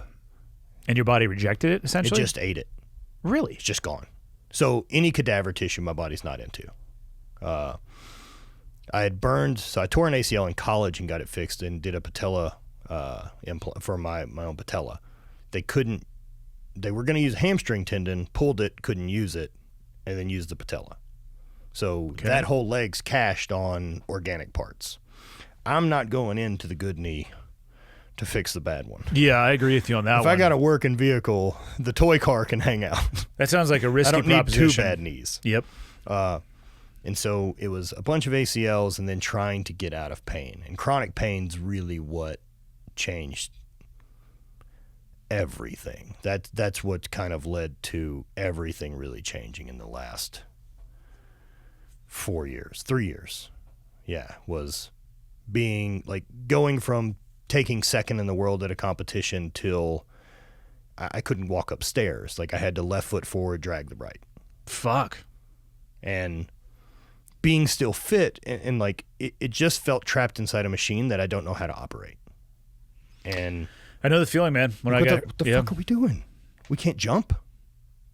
Or when you tell your body to do something. I had some neuropathic issues from an injury I got at work, and I remember sitting there inside of my body. I was like screaming as loud as I could to move my toes, and they wouldn't move. Whoa. Like I felt like it was complete drop foot. So I'm sitting there and I can feel, my foot, and I know like I can use my other foot. Like I understand the electrical impulses to try to get, and I'd be like inside. I'd just be like as hard as I could. Toe. Would move. Fuck. It's so frustrating. Now, what caused the drop foot? An interaction with an AK-47 round to my sciatic nerve. That'll do it. It will do it. Yeah.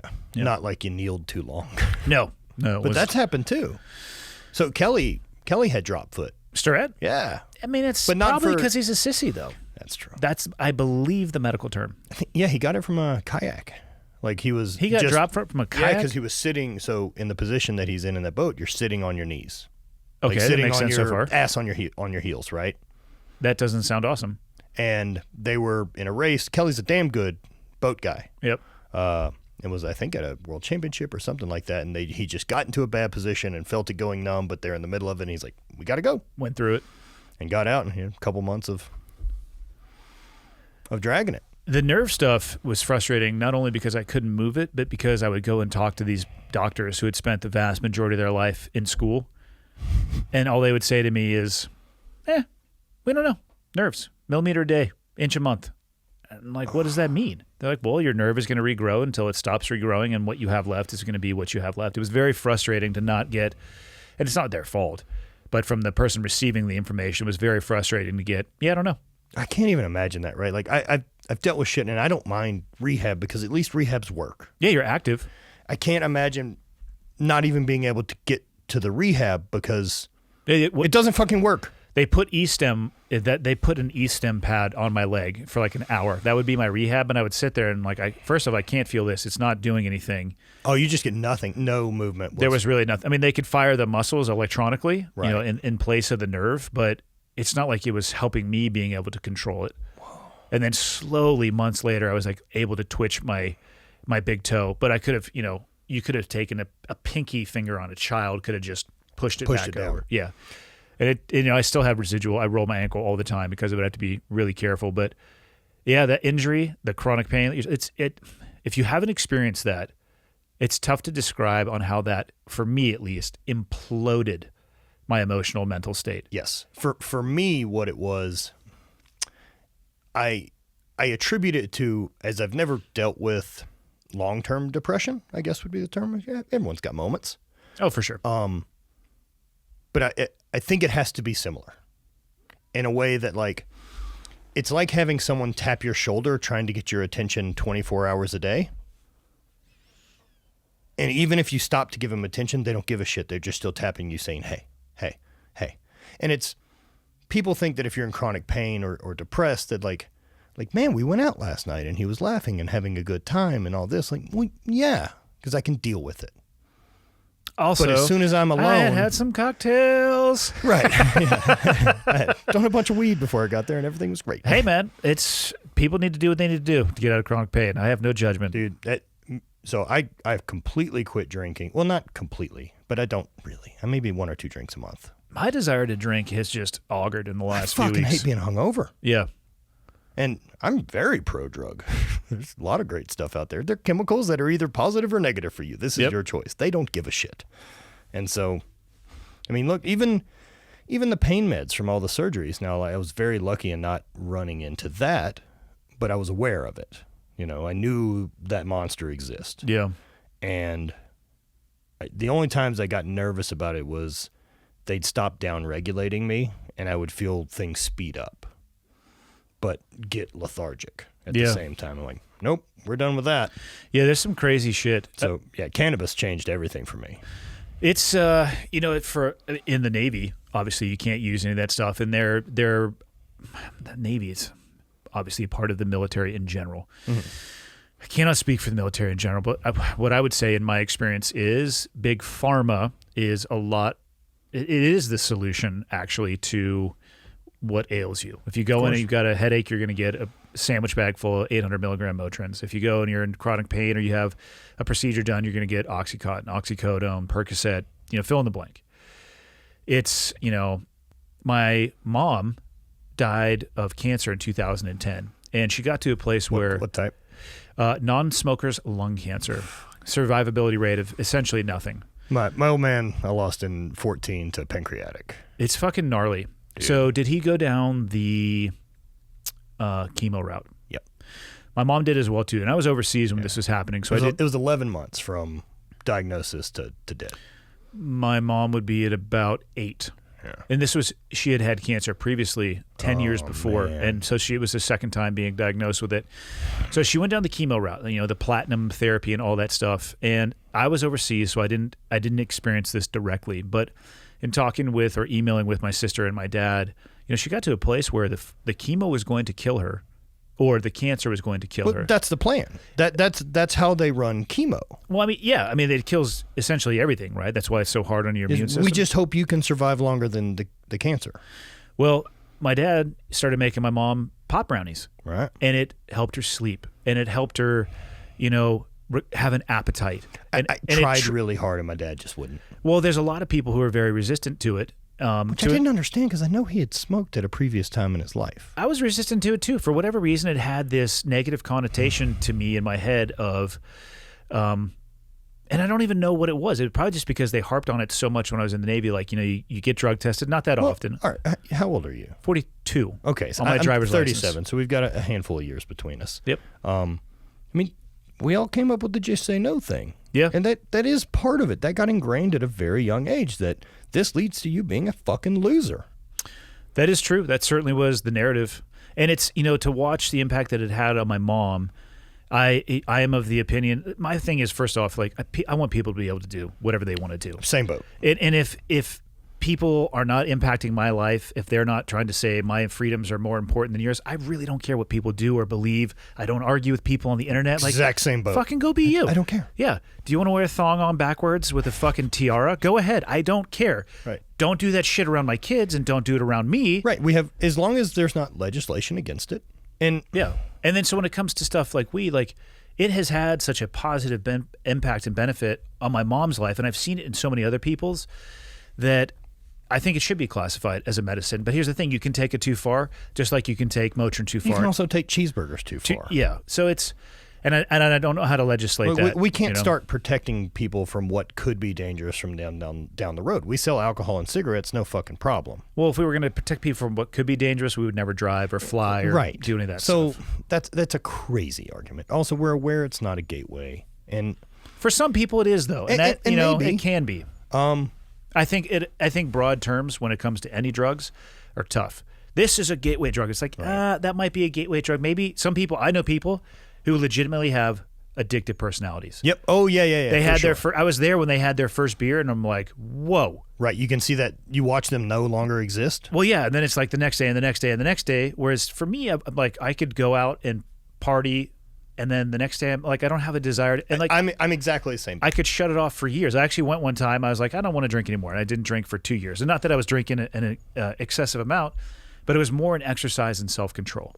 I do the same thing with cannabis. Every so often, It's just pump the brakes and reset the clock. You need like 72 hours to completely clean out receptors. And for some people, that wouldn't work because they do have an addictive personality. I know that people say, you know, marijuana is not addictive, but but feeling good is. That's what I'm saying. It can have an emotional addiction, or, you know, beyond just the physiological. And I'm okay with that. There's no chemical dependency. Yeah, but there is an emotional. And that's why broad statements like, this is not a gateway. Like, it could be. This is not addictive. It could be. You know what I mean? Like, with that said, I was, the other drugs I have gotten into with psychedelics have followed the use of cannabis.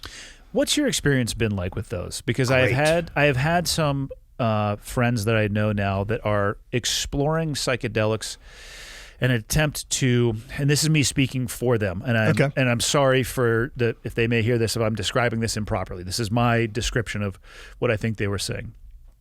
To close the chapter on a lot of the stuff from the previous occupation, or to find healing from a lot of the stuff from the previous occupation, or to just maybe just recenter themselves as a human being. Mm-hmm. And to me, I have not tried it. I have not tried psychedelics. To be honest with you, they scare the shit out of me. Sure.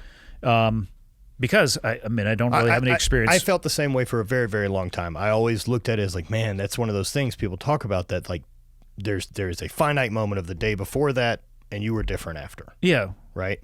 And people, so I've quite a bit of experience with mushrooms, LSD, and over New Year's did 4 days of ayahuasca, and all of which I would consider very beneficial, even the difficult trips I've had. I've a friend of mine described that. He described it as a difficult trip. because of what he was forced to, I guess, observe and work his way through. Is that what you're talking about when you say difficult? Basically the scenario that is presented to you? Yeah, and also just like set and setting. I fucked up one day and was planning on being on a long hike, and the hike was closed. And so like got a quarter mile into this trail to an impassable option, and then got back to my vehicle with a group of people, and then we ended up going to like some brewery to hang out on a Sunday, and now I've got 5 or 6 grams of mushrooms in me and going into this brewery. And like I sat in the truck for a while just trying to get my shit together to go in. To figure out what planet you were on. To just be like, and I'm always capable to not let it get carried away in my head, because I can say, this is a thing you took. Yeah. The weirdness you're feeling, you can that's separate drugs. Yeah. So get your shit together and go in like this was a choice. You took this. I feel like I would have skipped the brewery. Well, I didn't have that option. And so I had 9 people with me, and by the time I got inside there, I walked in, and it's really loud and a shitload of people and like kids, and it was one of those like big open type things, and they had skee ball and a bunch of other shit, right? Family stuff. And I just sat in the corner, sunglasses back on, hat down, and just sat. And the visualizations I kept getting about my anxiety was this like snake eating its own tail. And while I'm stewing, I want the fuck out of here. But I have 7 other people with me that are having a great fucking time. I chose to take this. Yeah. And so that lesson I kept seeing was, as long as I don't give this snake something else to focus on and keep the venom on itself, this will eat itself and fizzle out. And it did. And so maybe the lesson there is, sometimes the discomfort you're feeling is yours, and shut the fuck up, you're okay. I'm in a chair in a place that's air conditioned. I'm not in danger. Deal with the turmoil in your head, and you'll be okay. Just keep breathing. Yeah. You're not in danger. Right? And so that was a very useful day for me to later on be able to reference for patience and just being in an uncomfortable setting of like, it's okay. You were able to draw from that in environments where you were obviously removed from that physically and under the impact or the effect of those drugs. Yeah, it has long-lasting effects of being in different situations and being able to realize, pinpoint what I'm actually being bothered by and whether or not it matters. And if it doesn't matter, it's gone. What was your experience like with ayahuasca? That was the difficult trip that he described. He said it was a very intense experience. So we did 4 days. My girlfriend and I had gone to... When you say that, do you mean back to back to back to back? Yeah, so we'd gone to Costa Rica. Okay. We were at a facility called Rhythmia, and it was great. Why did you decide to go there, to the facility? What were you looking for? I had been looking at different places. I've had some other friends that are far more experienced in this line than I am, and I knew that I wanted to try ayahuasca. And like anything else, this opportunity presented itself. And so I was like, okay, I didn't have to find you. Made the decision for you. Yeah, they found me. They were interested because of the podcast for me to come, paid for the trip. Oh, and I got to go spend 7 days at this resort. And the resort, a bit more like a rehab facility as far as resort goes. Well, from my understanding, a lot of people will use ayahuasca as an attempt in their journey through rehab. Yeah, I do think it's very valuable for a lot of that, if you're okay with looking in the mirror. What were you looking for going there? Why did you decide that you wanted to try ayahuasca? I wanted to let go of frustration and pain and a bunch of those type of things, just from dealing with my knee and being frustrated and still being hurt and 9 surgeries and losing my sport. Look, it's still really frustrating that this never got hurt. This still knows how to compete and fucking throw. Everything below it can't, though. Right. And I know exactly what you're talking about. Like, man, I dialed it in for 10 years and I got to be the best in the world at a fucking thing. And, there's a lot of sports, but I'm aware that the 2 years that I won, there wasn't a human that could beat me. And that's cool. And I can't ever do it again. Like, I can't kind of casually go have a fun time doing that sport. It's gone. All of that years and all of that, it's gone. And so, what's that? Spending your life learning how to master the guitar and then lose your hands? That would be a bitch. And so even further from that, like the way that I like to train is heavy and explosive. Can't do that either. So now how I mitigate stress has been taken from me. So it led to a lot of frustrations with injury and chronic pain, back to those things. So I was really hoping to figure out some deeper things there to let go. And one of the nights I ended up in this really deep conversation with my knee and hip. I did not think you were going to say knee and hip, but okay, tell me more. So there's 4 nights of this. So like I had 2 nights that I basically got nothing. Okay. Just nothing at all. Really? Yeah, just nothing. Happens, called a nada. And the third I believe night, that is French for nothing. Right. Yes. A linguist you are. This is great. Yeah. And the conversation with my knee and hip, it was like they started it. It was just like, hey man, we need to talk. I was like, oh, okay. And it was like, so everything going good in your life right now with your business, the podcast, all of this has stemmed from work we did. Like we have fucking dialed down our shield, man. What else is it you'd like from us that you're still mad at us about? How about a fucking break? How about quit hitting us with a hammer and a little bit of respect for the work we did? How about you spend the next 18 months, try to feel better. That's your goal in the gym every day. Feel better than when you got there. And it changed a ton, man. When you say you're having that conversation, is this a visual experience or is this you're actually, are you This wasn't a visual for me. Okay. But it was an audible. I mean, I know that there's not noise in the room and I'm not audibly speaking. I think I understand what you're saying. But yeah. it is a conversation that I'm not controlling the other side of. It is answering back and not particularly happy with me. Did you get enough from that experience that you would do it again? Yes. I don't want to do 4 days of it again. When you said 4 days, I was like, God I damn. also don't like staying up late. Oh, and does it? Yeah, and these were overnight, and so like it was. Oh, you were up all night?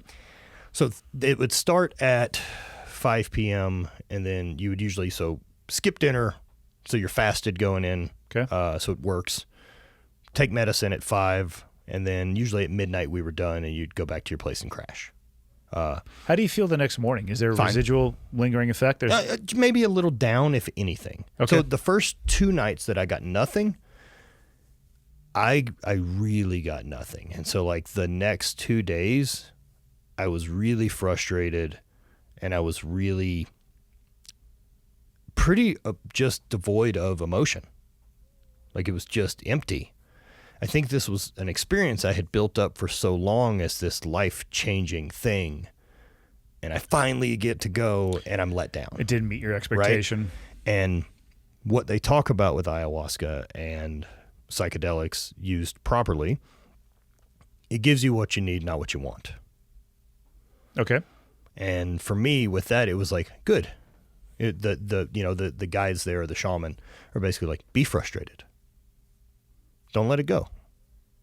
And so that's the other thing is like as emotions come up because of the medicine and whether or not you think that the medicine is what's doing it, let them come and then let them go. They're leaving. And so it really did change a lot. I do think it would be something I would revisit. And the best way I can kind of describe it is like this check-in with your body or brain or Mother Aya, if we're going to get that woo-woo about it. Do you feel like a different person after the experience? I think psychedelics have changed me a lot for a very, very positive perspective Mentality-wise? shift. Yeah. Oh, yeah. Okay. Just perspective shift. I'm less apt. Anger's kind of out the window. Just no interest in being an asshole. Like, I don't need to be right. Ego's checked a ton. All of those wildly beneficial things. I can't think of anything I would say has been a negative change to it other than I talk about it a lot. Yeah. Well, I mean, that's what people do. They talk about things that have changed their lives. Have changed their life or have been impactful or that they're passionate about. I get it. My biggest hang-up, man, is like I said, it scares the fuck out of me. Yeah. But there's different levels, right? Like you don't have to jump off the high dive. Some people want to jump off the high dive. Of course. There's nothing wrong with jumping off the high dive. But if you were saying like, hey, man, I'm interested in trying psilocybin, what do you think? I wouldn't say have 7 grams of these. Yeah, don't go eat a trash bag of it.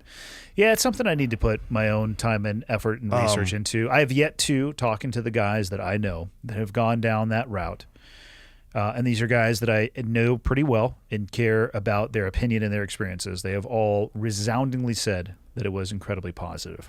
That was the big push for me too. With the guys I knew, I couldn't think of anyone I had met that said, fuck no, I'll never do that again.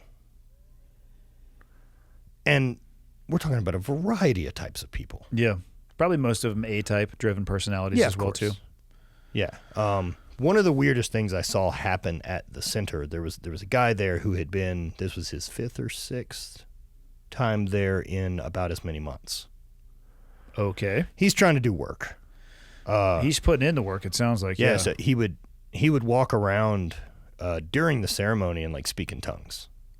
Isn't fucking intense, man. Like, and that's the kind of shit that scares me. Well, yeah, but I'm in a room with a bunch of people, and you can mitigate that too different ways and different places to go. Okay.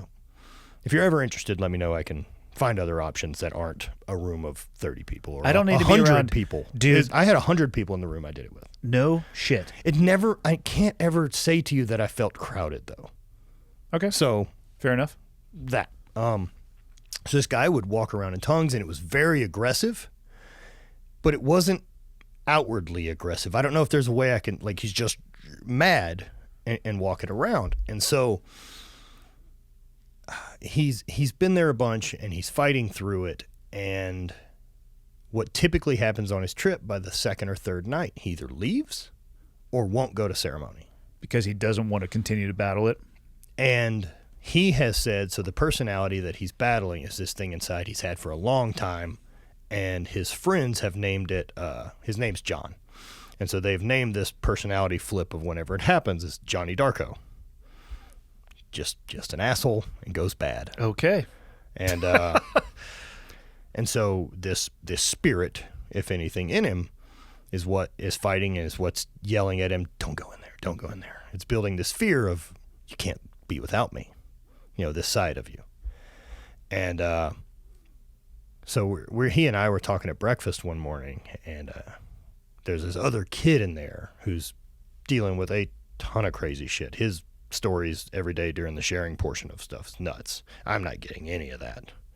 And maybe that's, my life's been okay. Like, I'm aware of that too. Like, things have been pretty sweet for me since 1983. And he's like, man, I just see what you're going through, and I wish I was feeling something like that. That's a really weird spot too, is to get envious of someone else's journey when yours is yours. Yeah, you start and putting it's what it's supposed to be. You start. I see that with everything. It becomes not about your journey. It becomes a comparative measuring stick. That I want to tell you the craziest thing I had. I didn't experience anything completely nuts. I got a lot of very internal stuff I dealt with. I find that comparative measuring ruins just about anything. Everything. Well, comparison's a thief of joy. Was that Mark Twain? I don't know. And yeah. And it's true, though. You watch people start something that they're passionate about or something new that they love, and then somebody else starts, and it becomes more about the competition, or maybe one person surpasses them, and the next thing you know, they're like, fuck this activity. Like, no! The people who feel that way, though, also operate out of so much scarcity that it's crazy that, like, we're all sharing X amount of success.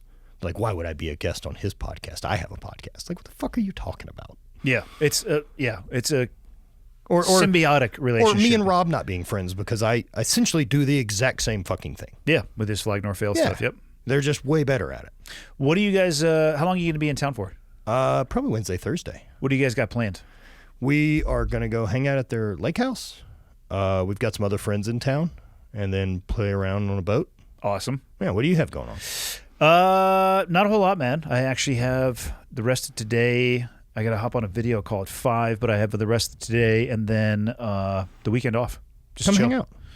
Yeah. I mean, I'll text you. Yeah, for sure. I'll text you. Come hang out. For sure. Yeah, I think Rob and Dana bought a boat yesterday. So, of course, they bought a boat yesterday, the day before they were going to use it. Yep.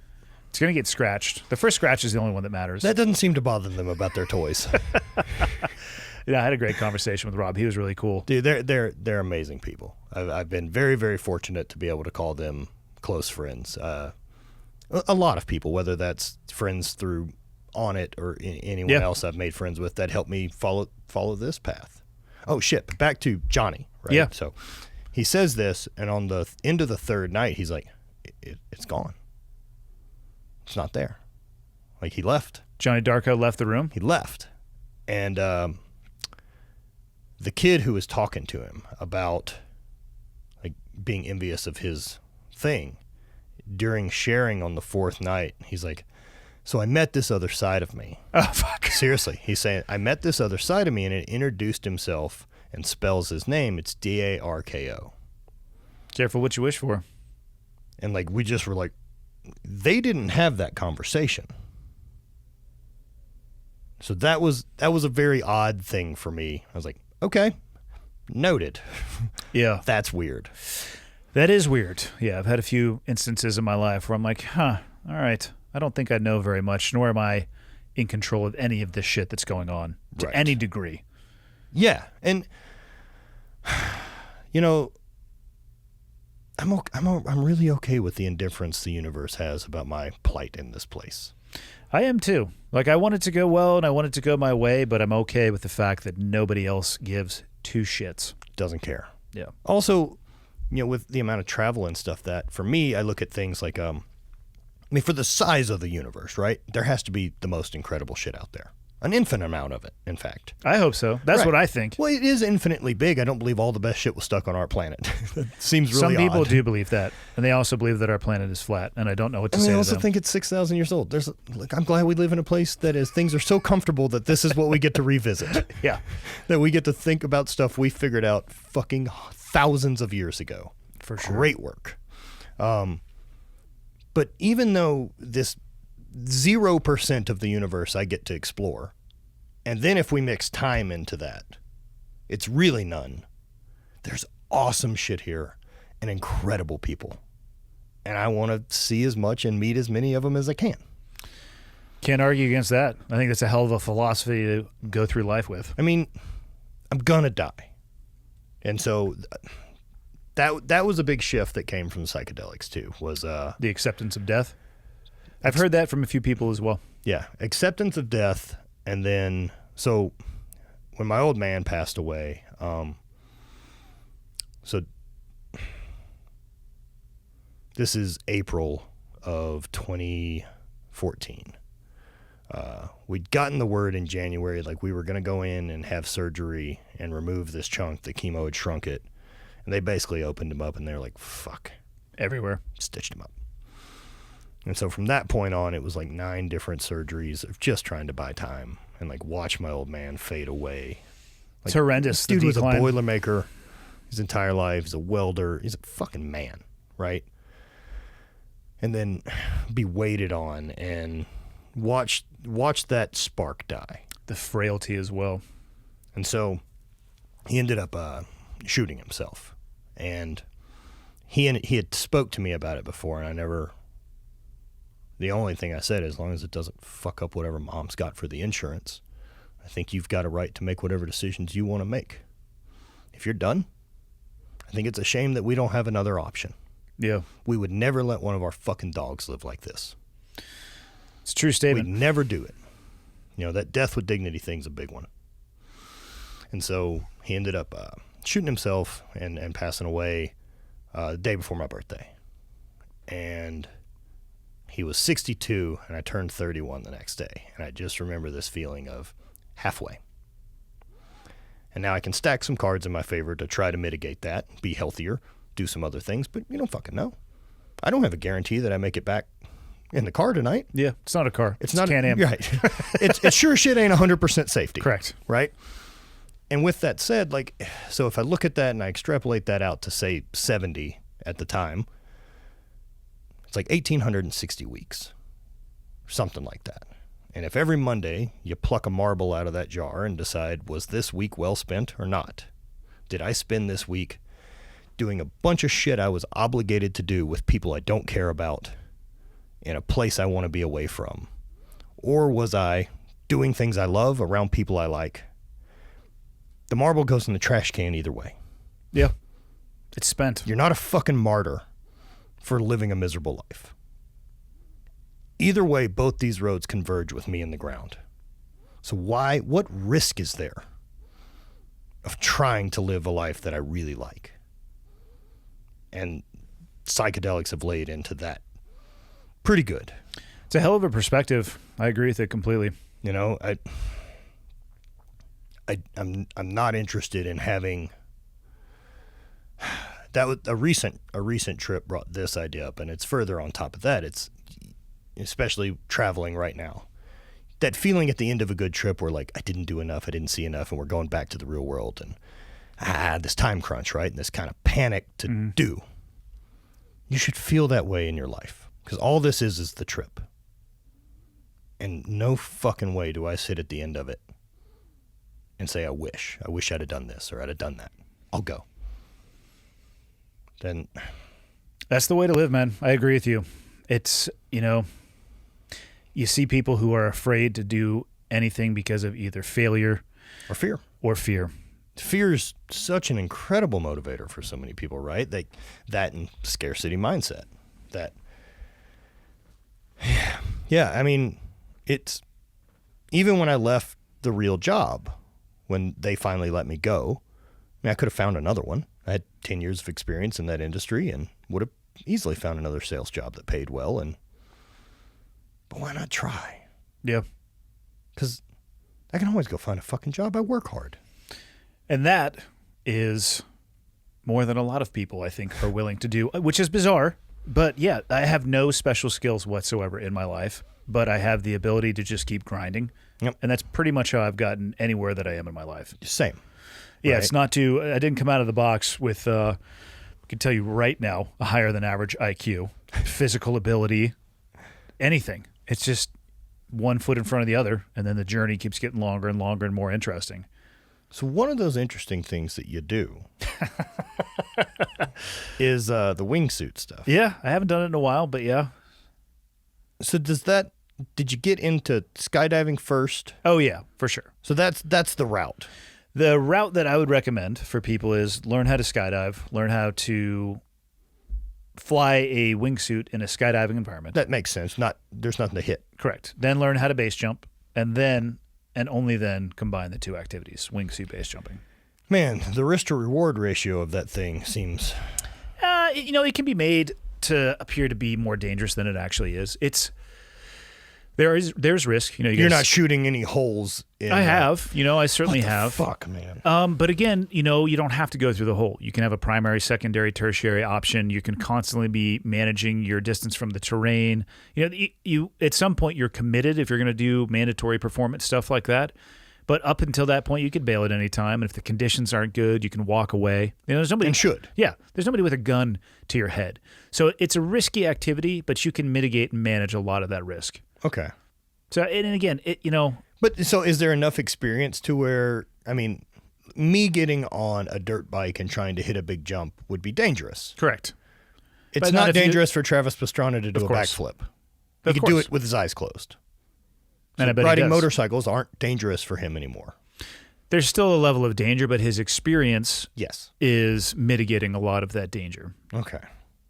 So, and again, it's, there's a lot of stuff that doesn't make it on YouTube or Instagram. The boring training. Actually, I'm not even going to say boring. The training jumps, the currency, the competency, the practicing, the trying to figure out new skills in isolation that you can put together slowly over time to make something look far more complex. Or to be able to achieve something complex by adding in small independent skills. It just takes time. And every one of those things that you enhance your performance at, in my opinion at least, that risk is going down because you have an enhanced experience. After jumps like that, are you slaughtered? No. See, I just figured CNS overload of everything going on and paying attention that much during the actual action. I've been jumping for 20 years. Okay. So I got just over 7,000 skydives, a couple hundred wingsuit base jumps. It's exhilarating. Of course. But I'm not like just if it was completely boring, spent. I'd be very confused of why you're doing it. But I'm not completely spent. I still can do the rest of my day. It actually enhances the rest of my day. It's not like a peak and then a crash. You're just really involved in the moment. How long's a jump? I mean, there's a couple in Switzerland. You can go off the HVIII where you're probably going to get 2 minutes of flight. Whoa. Yeah, starting off a cliff. That's a long time. But a wingsuit base jump flight probably somewhere between 30 seconds to 60 seconds, which is awesome when you're talking about jumping off a fixed object. Yeah. Yeah. Yeah, so towers are going to be lower. It's, Monte Brento, I think, is maybe 5,000 feet in the air. You're going to get like a minute off of that probably. A tower, most people aren't going to jump wingsuits off of towers or buildings. You want to have some altitude, so you're only going to get a couple seconds of actual free fall from those objects. And I mean, I know that we've got illegal things to jump off of, and then, I mean, do you have to? What's permitting like to get? That I'm going to go and do this jump in Switzerland. Switzerland is they're permissive. It's legal. All right. So just show up and go. The Lauterbrunnen Valley, you go get some helicopter insurance. You pay your landing fee. You get a stamp for your helmet. So they aggregate the money to the farmers. So they'll actually cut out landing zones in their in their grass areas. And then, base jumping can be legal in the U.S. I know some buddies who have done it for film projects because they sit there with a checkbook and they're like, just tell me when to stop writing numbers. Zeros? And then it's like, oh, that's an acceptable. Oh, and guess what? You may jump off our building. So base jumping becomes legal again. It's what you're going to get hit with is trespassing. Yeah. Okay. Going into a building that you don't have permission to be there on. Nobody owns the air. And then maybe can they arrest you for jumping off of a bridge? I mean, that's a legal thing you're allowed to walk off of. Which part becomes illegal? The jumping off of it? I don't know the specifics. Right. But there's the Twin Falls Bridge, the Perrine Bridge. That's legal 365 days a year. Cops will come sit there, have a coffee, and come on, watch people jump. Watch people jump. And it's a great place for people to learn. So a lot of first jump courses will happen there because of the permissive nature. You don't have to worry about getting in trouble. There's enough shit to worry about as it is. Yeah, that adds such a different barrier to entry of like, fuck. Yeah. I also need to not get arrested today. And some people, I don't think even will go beyond the bridge. They'll go bridge and then go overseas where it's totally legal. They don't want to flirt with the illegal aspect. Because there's things like Yosemite. Right. Half Dome. Those jumps are amazing. You've done that one? No. Those jumps are amazing, but they're illegal. They're illegal as shit. And so then you're going to risk the fine. You're going to risk losing your gear. People have lost their life in just trying to get away from the authorities. I also assume they'll probably get a ban to national parks. I don't know. I don't know how they track that. It's not like they have photos at the entries. I don't know the exact totality of what would happen, but go get a plane ticket to Europe, and they don't give a shit. And you can land in their grass, and they're going to give you a fucking strudel and it's safer. Yeah, a cappuccino, and your day will be good. Wow, man. It's an expensive hobby to get into? Initially, there's some gear costs. Well, you still have to skydive. Definitely need to skydive, so there's gear costs there. There's the cost of the aircraft. But base jumping, you're going to buy your equipment. And beyond that, it would be travel costs to get to where you're going. How physically demanding is it? Not incredibly. The hike, I mean, there's a hiking component. There are some places... like there's a pretty famous jump called the Crack, and I forget the name of the city that it's in Switzerland, and you actually take a lift all the way to the top, and you downhill walk for 10 minutes.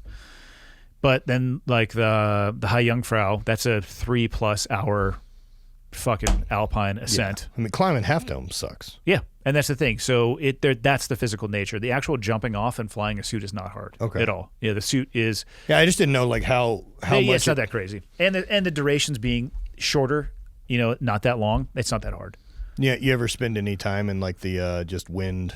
I guess the wind tunnel. Yeah, indoor skydive things. I guess hundreds of hours. Yeah, I spent a lot of time in there during my military career. Is that just like a cheat that like now we get to? It's an awesome cheat. You don't have to worry about packing a parachute. You don't have to worry about flying an airplane to altitude. You can just focus on flying your body. Oh man, I bet it's like having a foam pit. Learning how to. It changed the game. Yeah, I think it really changed the game, and now they're relatively accessible. And the skill level of like the tunnel instructors, the guys who fly in there all day long. Fuck me, they're so. They can do whatever they want. Oh.